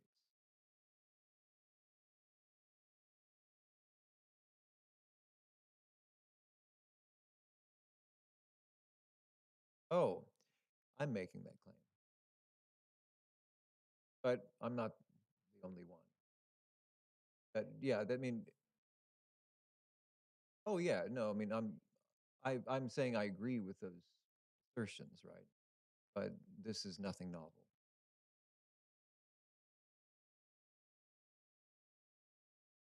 These are simply ways to interpret how these cryptids serve as cultural symbols. They represent not just the narrative itself, but they say something broader about what's going on in the society itself. We contribute to these stories, and they grow and change as it diffuses.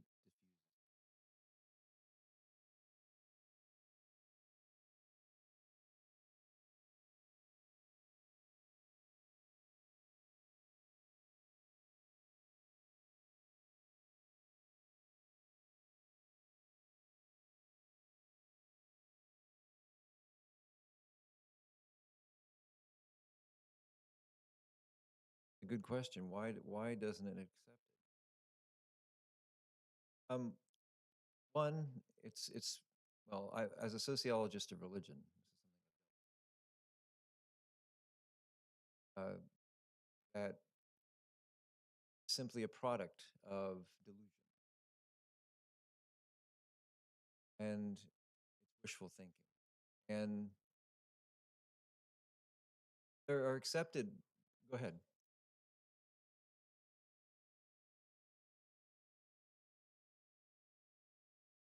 Yeah, and it's rooted really within the modernist assumption that existed in the mid 20th century that secularization, and it hasn't, it's been waning continually, but it's still here. And I think that's important to acknowledge.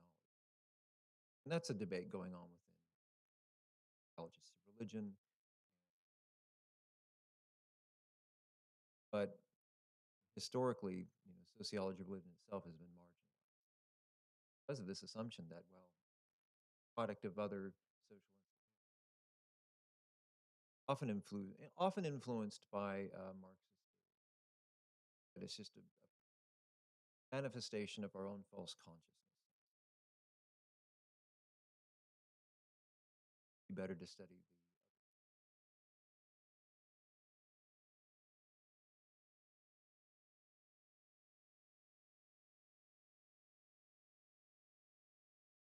They're not. Witches, witches are a big thing. Look at all the shows about them.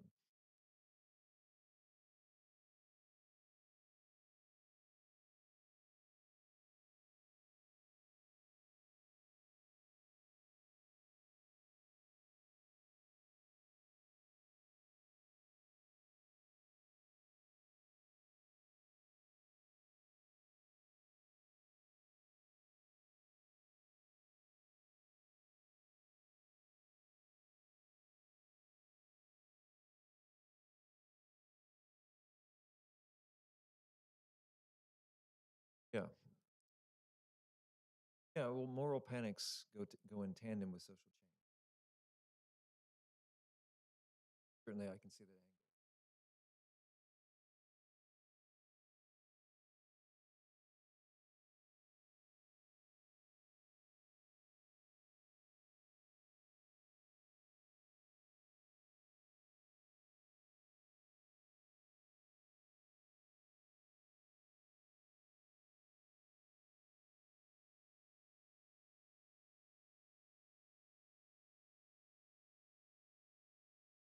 Yeah, folk medicine, for example, lumped all into the same category. Usually, most of the people persecuted widows. They didn't have much way to defend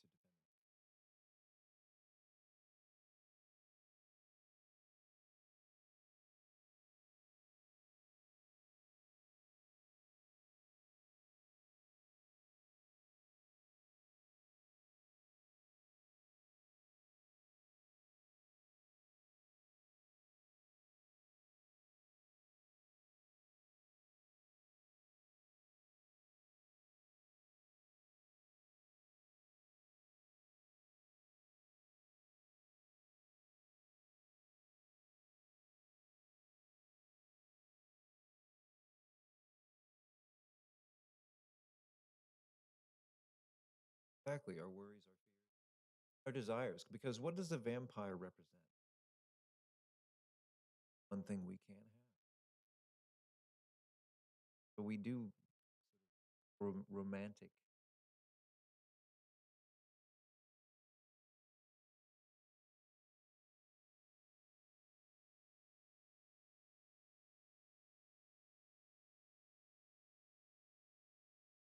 Yeah, well, the romantic era of sort of,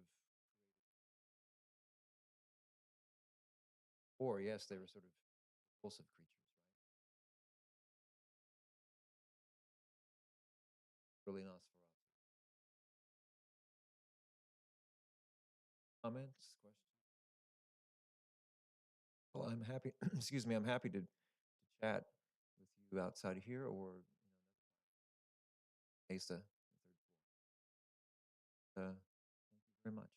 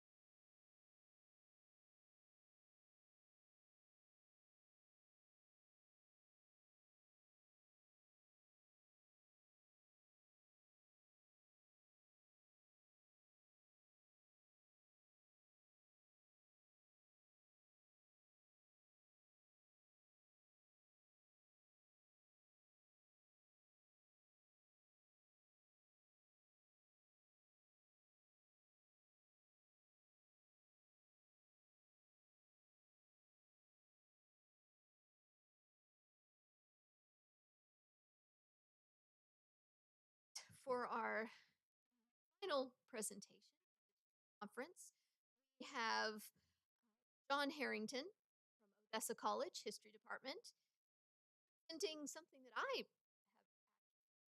presentation about, which is towards a periodization of cryptids in video games.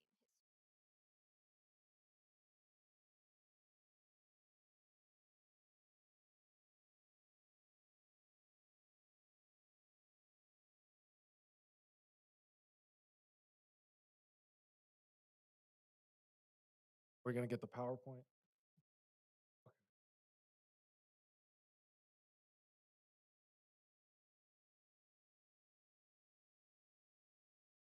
So I'm not used to speaking with a microphone usually when I lecture. So I'm sorry if I'm super loud or quiet.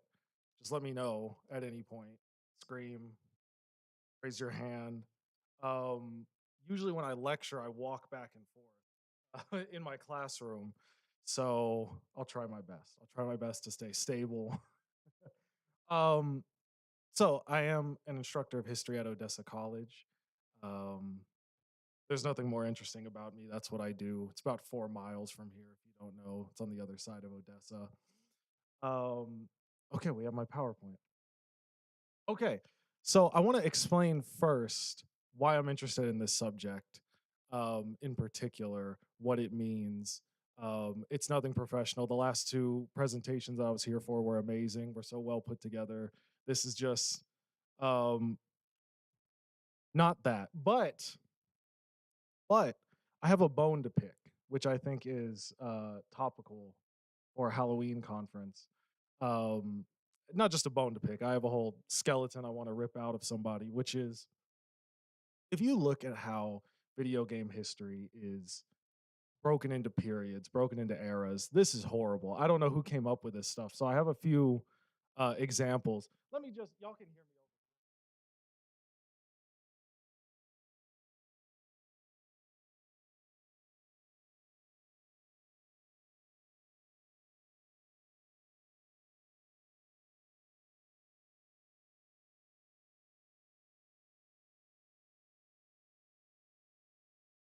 It's nonsense. Could you go to the next slide, please? Here's a better example. Look at the overlap. The fourth generation, right, is going on at the same time as the third generation, the second generation. I mean, if you're in 1990, what do we call that, right? What do we call that? Second generation, third generation, fourth generation. It's complete nonsense. So I have a bone to pick there. I think there's a better way we can break video game history into periods, into eras. And when I saw the topic of this conference, about cryptids, well, I love horror video games and horror in general. And I thought maybe we can get towards some kind of proper periodization. I can never say that word. Proper kind of breaking the history down into sections if we sort of take it at its smallest components and examine that, right? If we look at how cryptids evolve, if we look at various different objects in this history, then maybe we can come up with some kind of proper periodization. Probably not. I'm just one man, but nonetheless. Okay. Also, I just want to make sure I don't abuse y'all's time. So let me have that there. Okay. So can we go to my next slide, please? Can we do the next slide, please?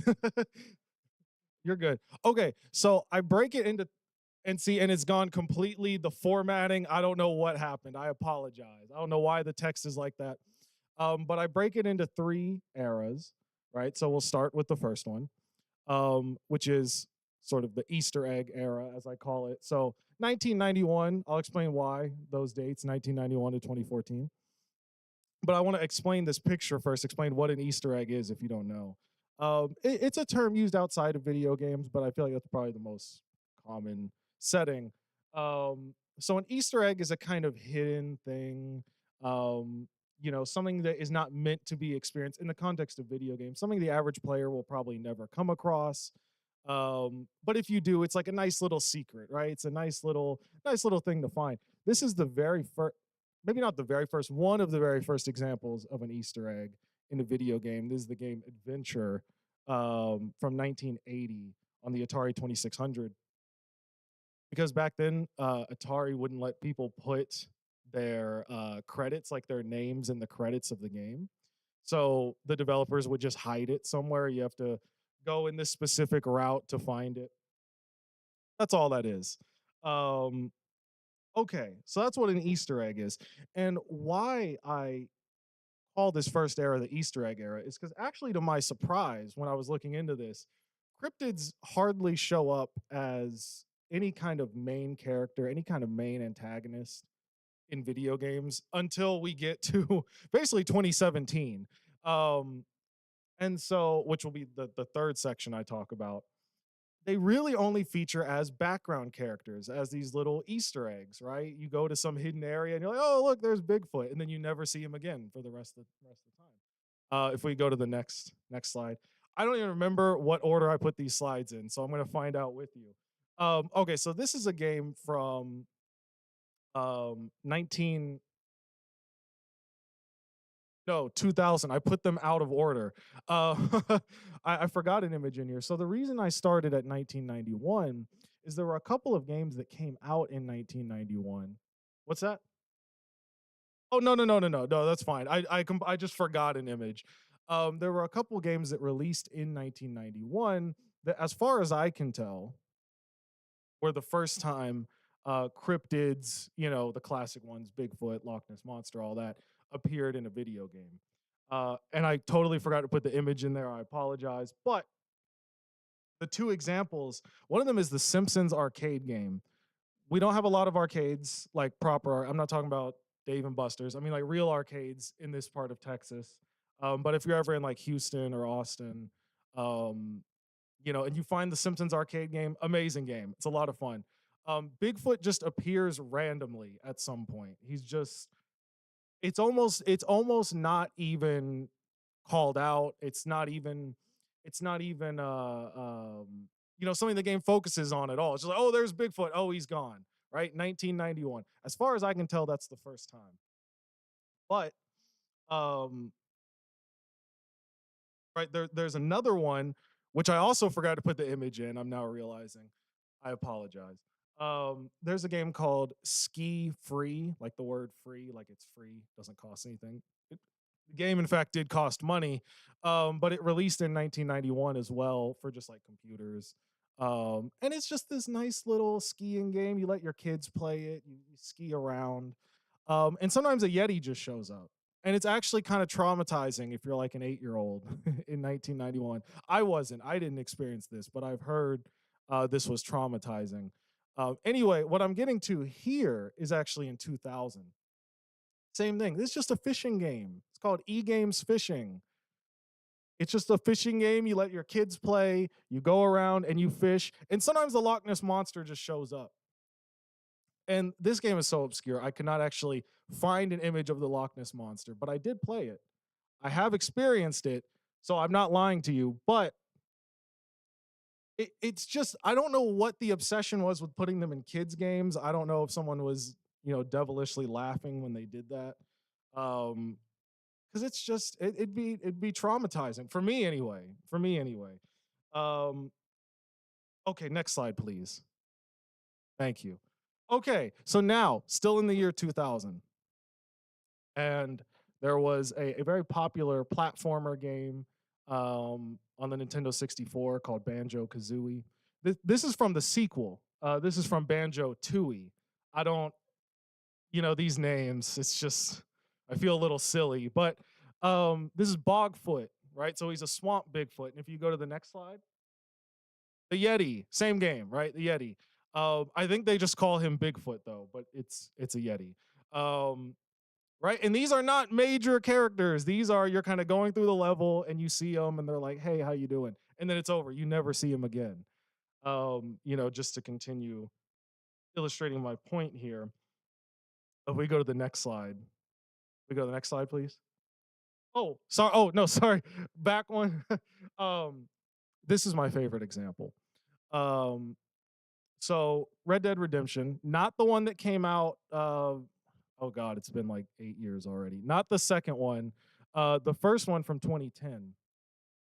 It's an open world game. You're going around, you're a cowboy set in like 1911. It's a great game. However, this is from the expansion. So it's called Red Dead Redemption Undead Nightmare. Came out, I think, the same year. I think 2010 as well. Might have been 2011. And the whole premise is it's basically the same start as the original game, but then zombies take over and start killing everybody. And so normally it wouldn't be in here, except there's a little side mission, right? There's not a main part of the game. Again, it's like an Easter egg where the premise the whole time is you think people are just sort of hallucinating, right? They're like, oh, there's this creature, this giant creature out in the wilderness eating babies. And you're like, okay, yeah, right, it's Bigfoot. And then it actually is Bigfoot. Um, and even crazier is Bigfoot's completely sentient in this context. It's an interesting look at Bigfoot. He's not just some, completely going around, just like some giant ape or whatever. Sentient beings, they have a civilization, except you find that out a bit too late, right? Your player character has already genocided the local Bigfoot population, thinking that they were, baby eating um, monsters, right? And then you encounter the last one. He's like, no, we're vegetarians. I'm not even making that up. He's like, we don't eat babies. We don't even eat meat. But at that point, he's so depressed, right? Because you've murdered his whole family. This is just a good Halloween topic. Um, so at that point, he's just begging for you to kill him. And it's a moral choice. You can kill him if you want, right? Or you can just let him suffer. But he begs to die. Okay, moving on. Next slide, please. My last example. This is why I end it in 2014. There are a few Easter eggs that have actually cropped up in the past like 2 years, just like two. This is the last example in this sort of long string of Easter eggs. I skipped over a lot of examples. This is just for brevity. This is from Far Cry 4, released in 2014. And I don't even know how to explain the premise of this game. But it's a shooter game. It's open world. You're in the Himalayas, right? So perfect scenario for Yetis. And in the main game, they're just sort of hinted at. They're just sort of hinted at. There's like some section you can go to up in the Himalayas, and you'll hear like a Yeti's call in the background, and that's it. And it's like, okay, that's where they're gonna leave it, right? An Easter egg. Then they release an expansion. We've got Yetis everywhere. I mean, there's three of them right there. Making sure I counted right. So the Yetis are actually the main antagonist, right? You're held up in the Himalayas at the top. You got to seek shelter every night. Um, it's kind of boring. It sounds more interesting than it is, but I'm not here to judge it. It's just that this is a turning point because this is the first time I could find, unless we're gonna count the Jaws game, but that's based on a movie. That doesn't really count. The first time I could find that like a true cryptid is the main antagonist or a main feature in a video game. Is that significant? I don't know. I just thought it was interesting.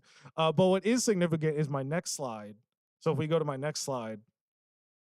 Okay. So now we get to the second era, 2012 to 2020.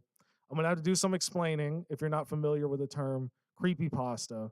I wouldn't argue that these are cryptids. They're cryptid adjacent, but it's relevant. Trust me, it's relevant. I'm gonna loop back around. But the point is that very rapidly, until about 2017, 2019, we'll talk about that in the third era, people really stopped being interested in cryptids in video games, as far as I can tell. They kind of just drop off the whole medium. And I think a few of these examples are relevant. I'll talk about Slender Man in a moment. I think a few of these examples are relevant because in 2012, this was the best screenshot I could find that wasn't 200 pixels.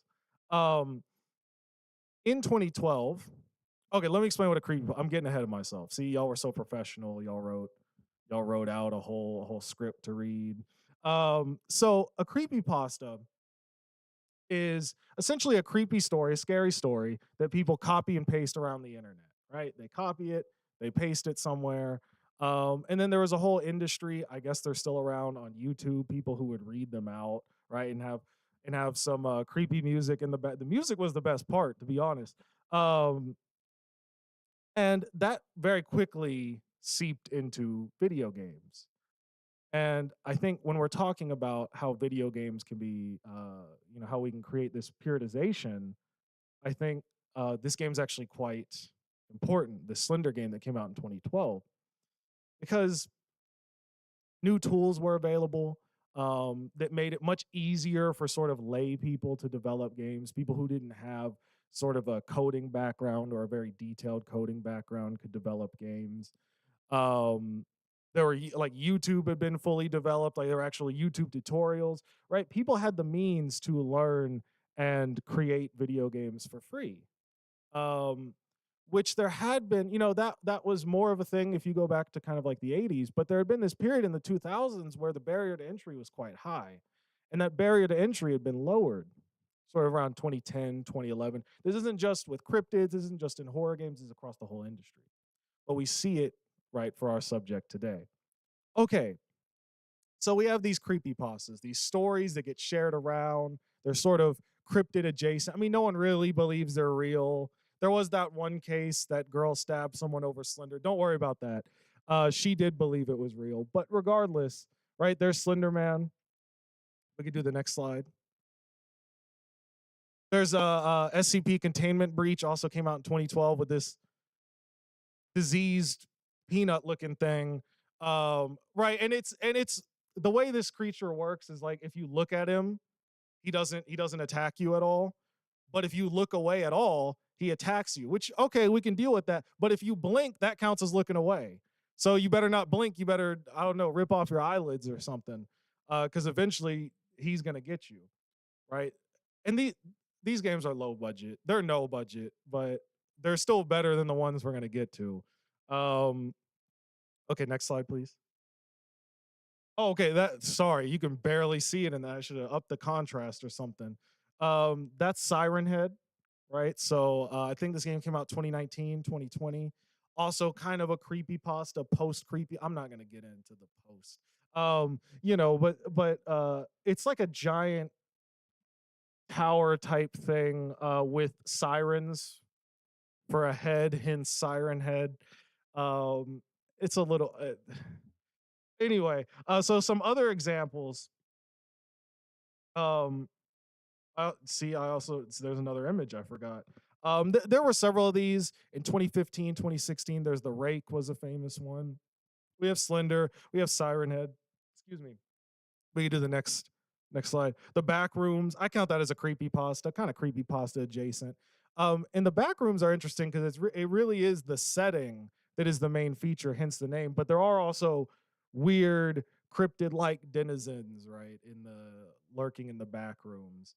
So anyway, what I'm getting at is again, this is really these games might not be high quality, but they represent a broader boom in the indie, what we call the indie gaming industry, right? It wasn't just in horror, it wasn't just in cryptids or creepypastas or whatever.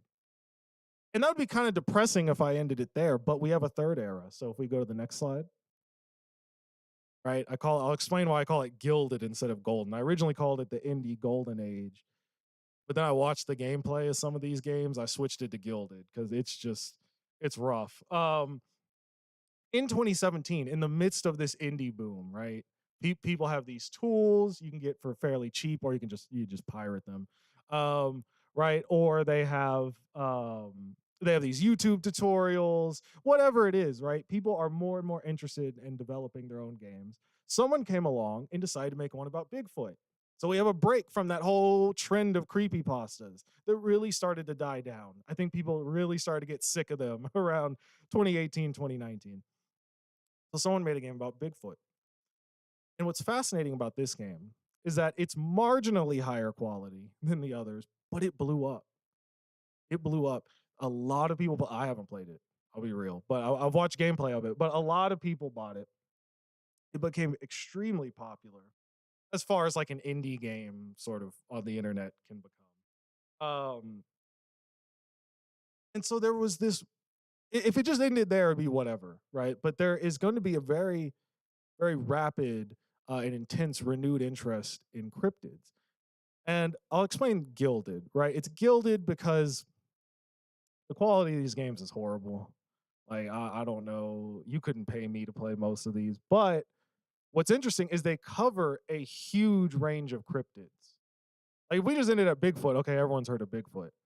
But I'm going to give you like four, I had to count, four examples of some other games that come out in this era. So if we go to the next slide, that's supposed to be a chupacabra.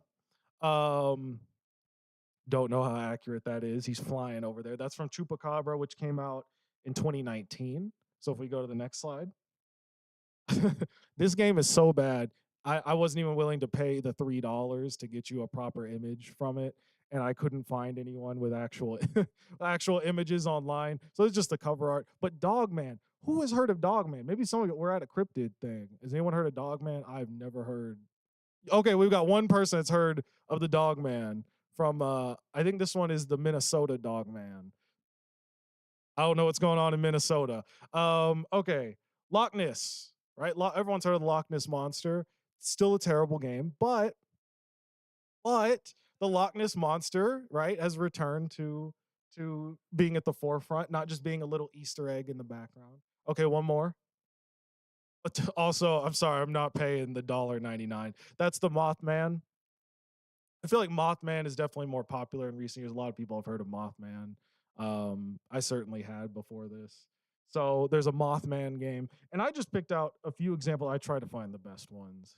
Oh, there's an endless heap. But all kinds of cryptids because people saw the success of Bigfoot. This is my guess. And it's like, well, we can't also do Bigfoot. I mean, some people did.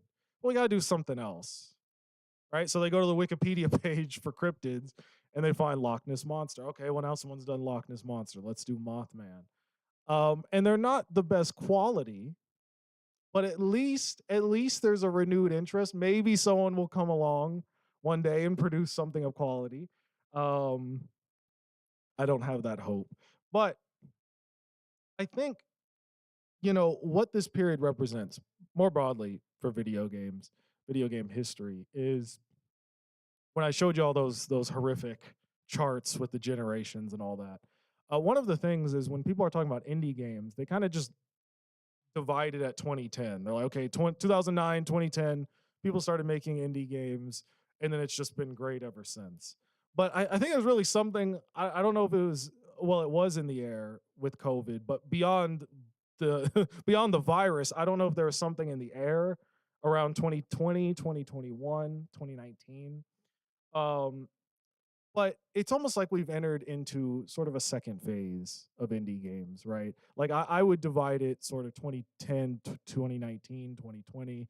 Everything after is, I don't know. There's something hellish and diseased about it. I don't know what's going on. I mean, there's still been some great ones, but it seems like the deluge, right? The inundation. I don't know. It's just because everyone was home, social distancing, and someone said, "Hell, let me look up a Unity tutorial. Let me make a Mothman game." But the quality, y'all, the quality, and it's not just in the cryptid games. I don't know what's going on. I don't know what's in the air. But I'll leave you with that because I have nothing more profound to say. So thank you for coming. I appreciate it. And I'll take any questions. Yes.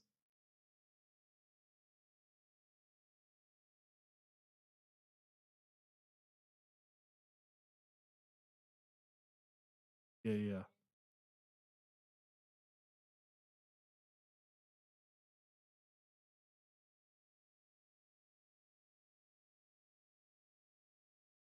Yeah, yeah, and that's and that's true with the creepy pastas as well. This whole sort of the internet has definitely created something, and some people are very much purist about this. And they're like, no, if it's not Bigfoot or the Mothman, this is not a cryptid at all. Leave me alone.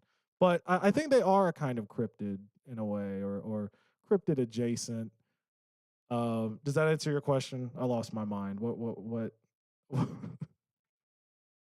Okay, we're good. We're good. Anything else? It's fine if not. Oh, okay.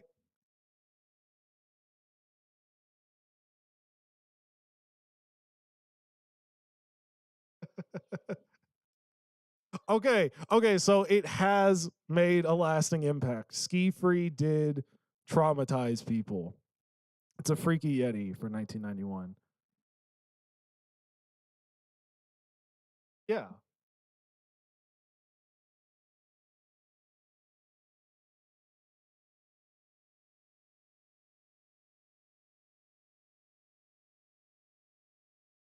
Can't escape it. Can't escape it. Do you have a question? Oh, okay, okay. Oh, yes. Oh, yeah, yeah, yeah.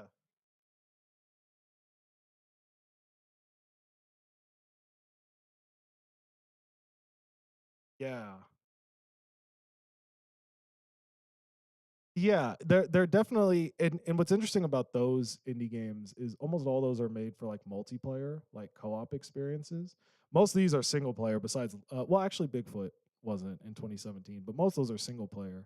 So see, now I'm going to be guilty of the thing I've criticized because I was about to say I don't know if it's a new era or it's something that exists alongside.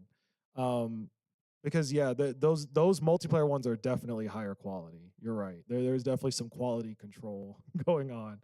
Um, so yeah, it's an interesting development for sure. Sorry, I don't have anything more profound. Yes. Mhm.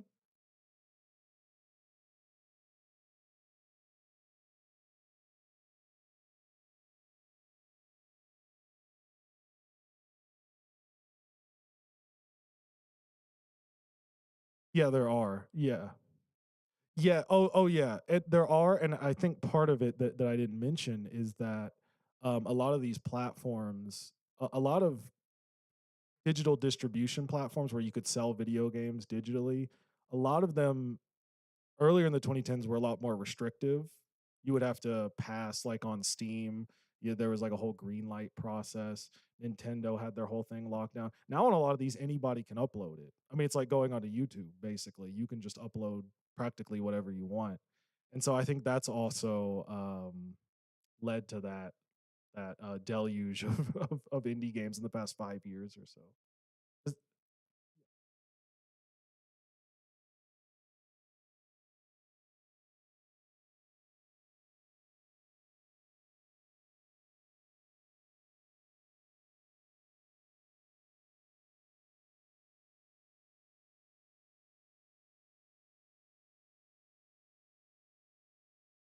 I'm not a sociologist, so I'll try my best. But um, yeah, and this was a question I was talking to one of my colleagues in political science, and I mean I'm in history, but one of my political science colleagues at Odessa College, and he was like, "Yeah, so why? Like this is all great, but like why? Like what's that trigger?" And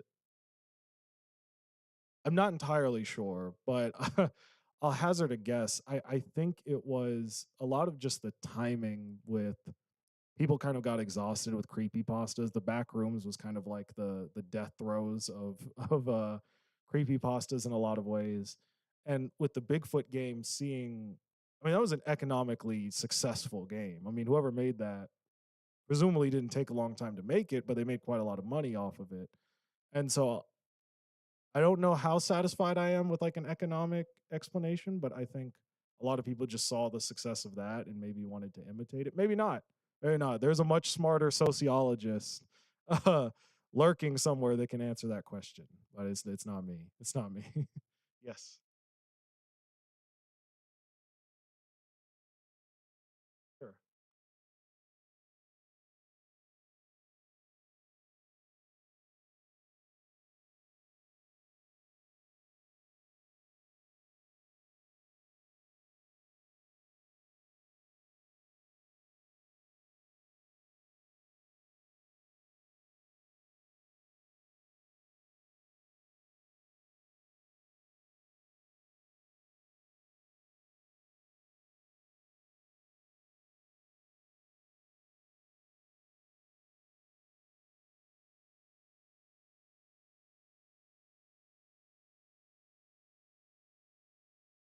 I knew the much smarter person was lurking. And they were lurking in the back of the room. Um, And I will say about that, just a comment I'll add to that is, anyone who's watched horror movies and also played horror video games, there's something about it. Like I can watch a horror movie, I feel nothing. I feel that sounds horrible, but I just mean like, like they're only so scary, right? But you play these video games, especially the ones like the past 10 years. Sometimes, I mean, sometimes I gotta turn the lights on, right? I gotta look back, make sure my closet is closed, right? Like it's just I don't know what it is. I don't know, and I thought I would grow out of it, and I haven't. So there is something more, almost more real about it, like in our felt experience. Okay, yes.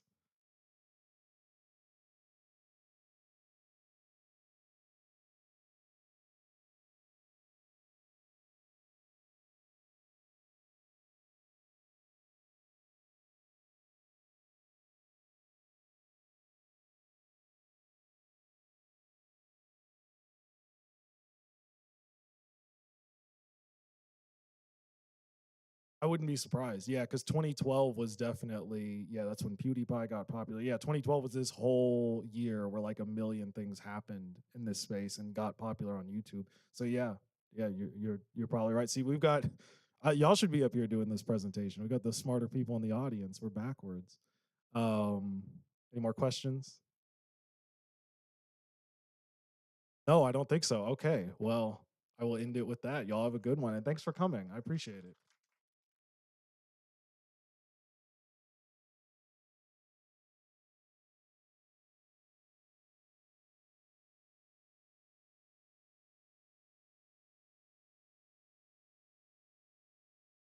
Outro, I guess. Thank you all for coming. Thank you to all of our presenters. We had a really good selection of presentations this year, really good audience.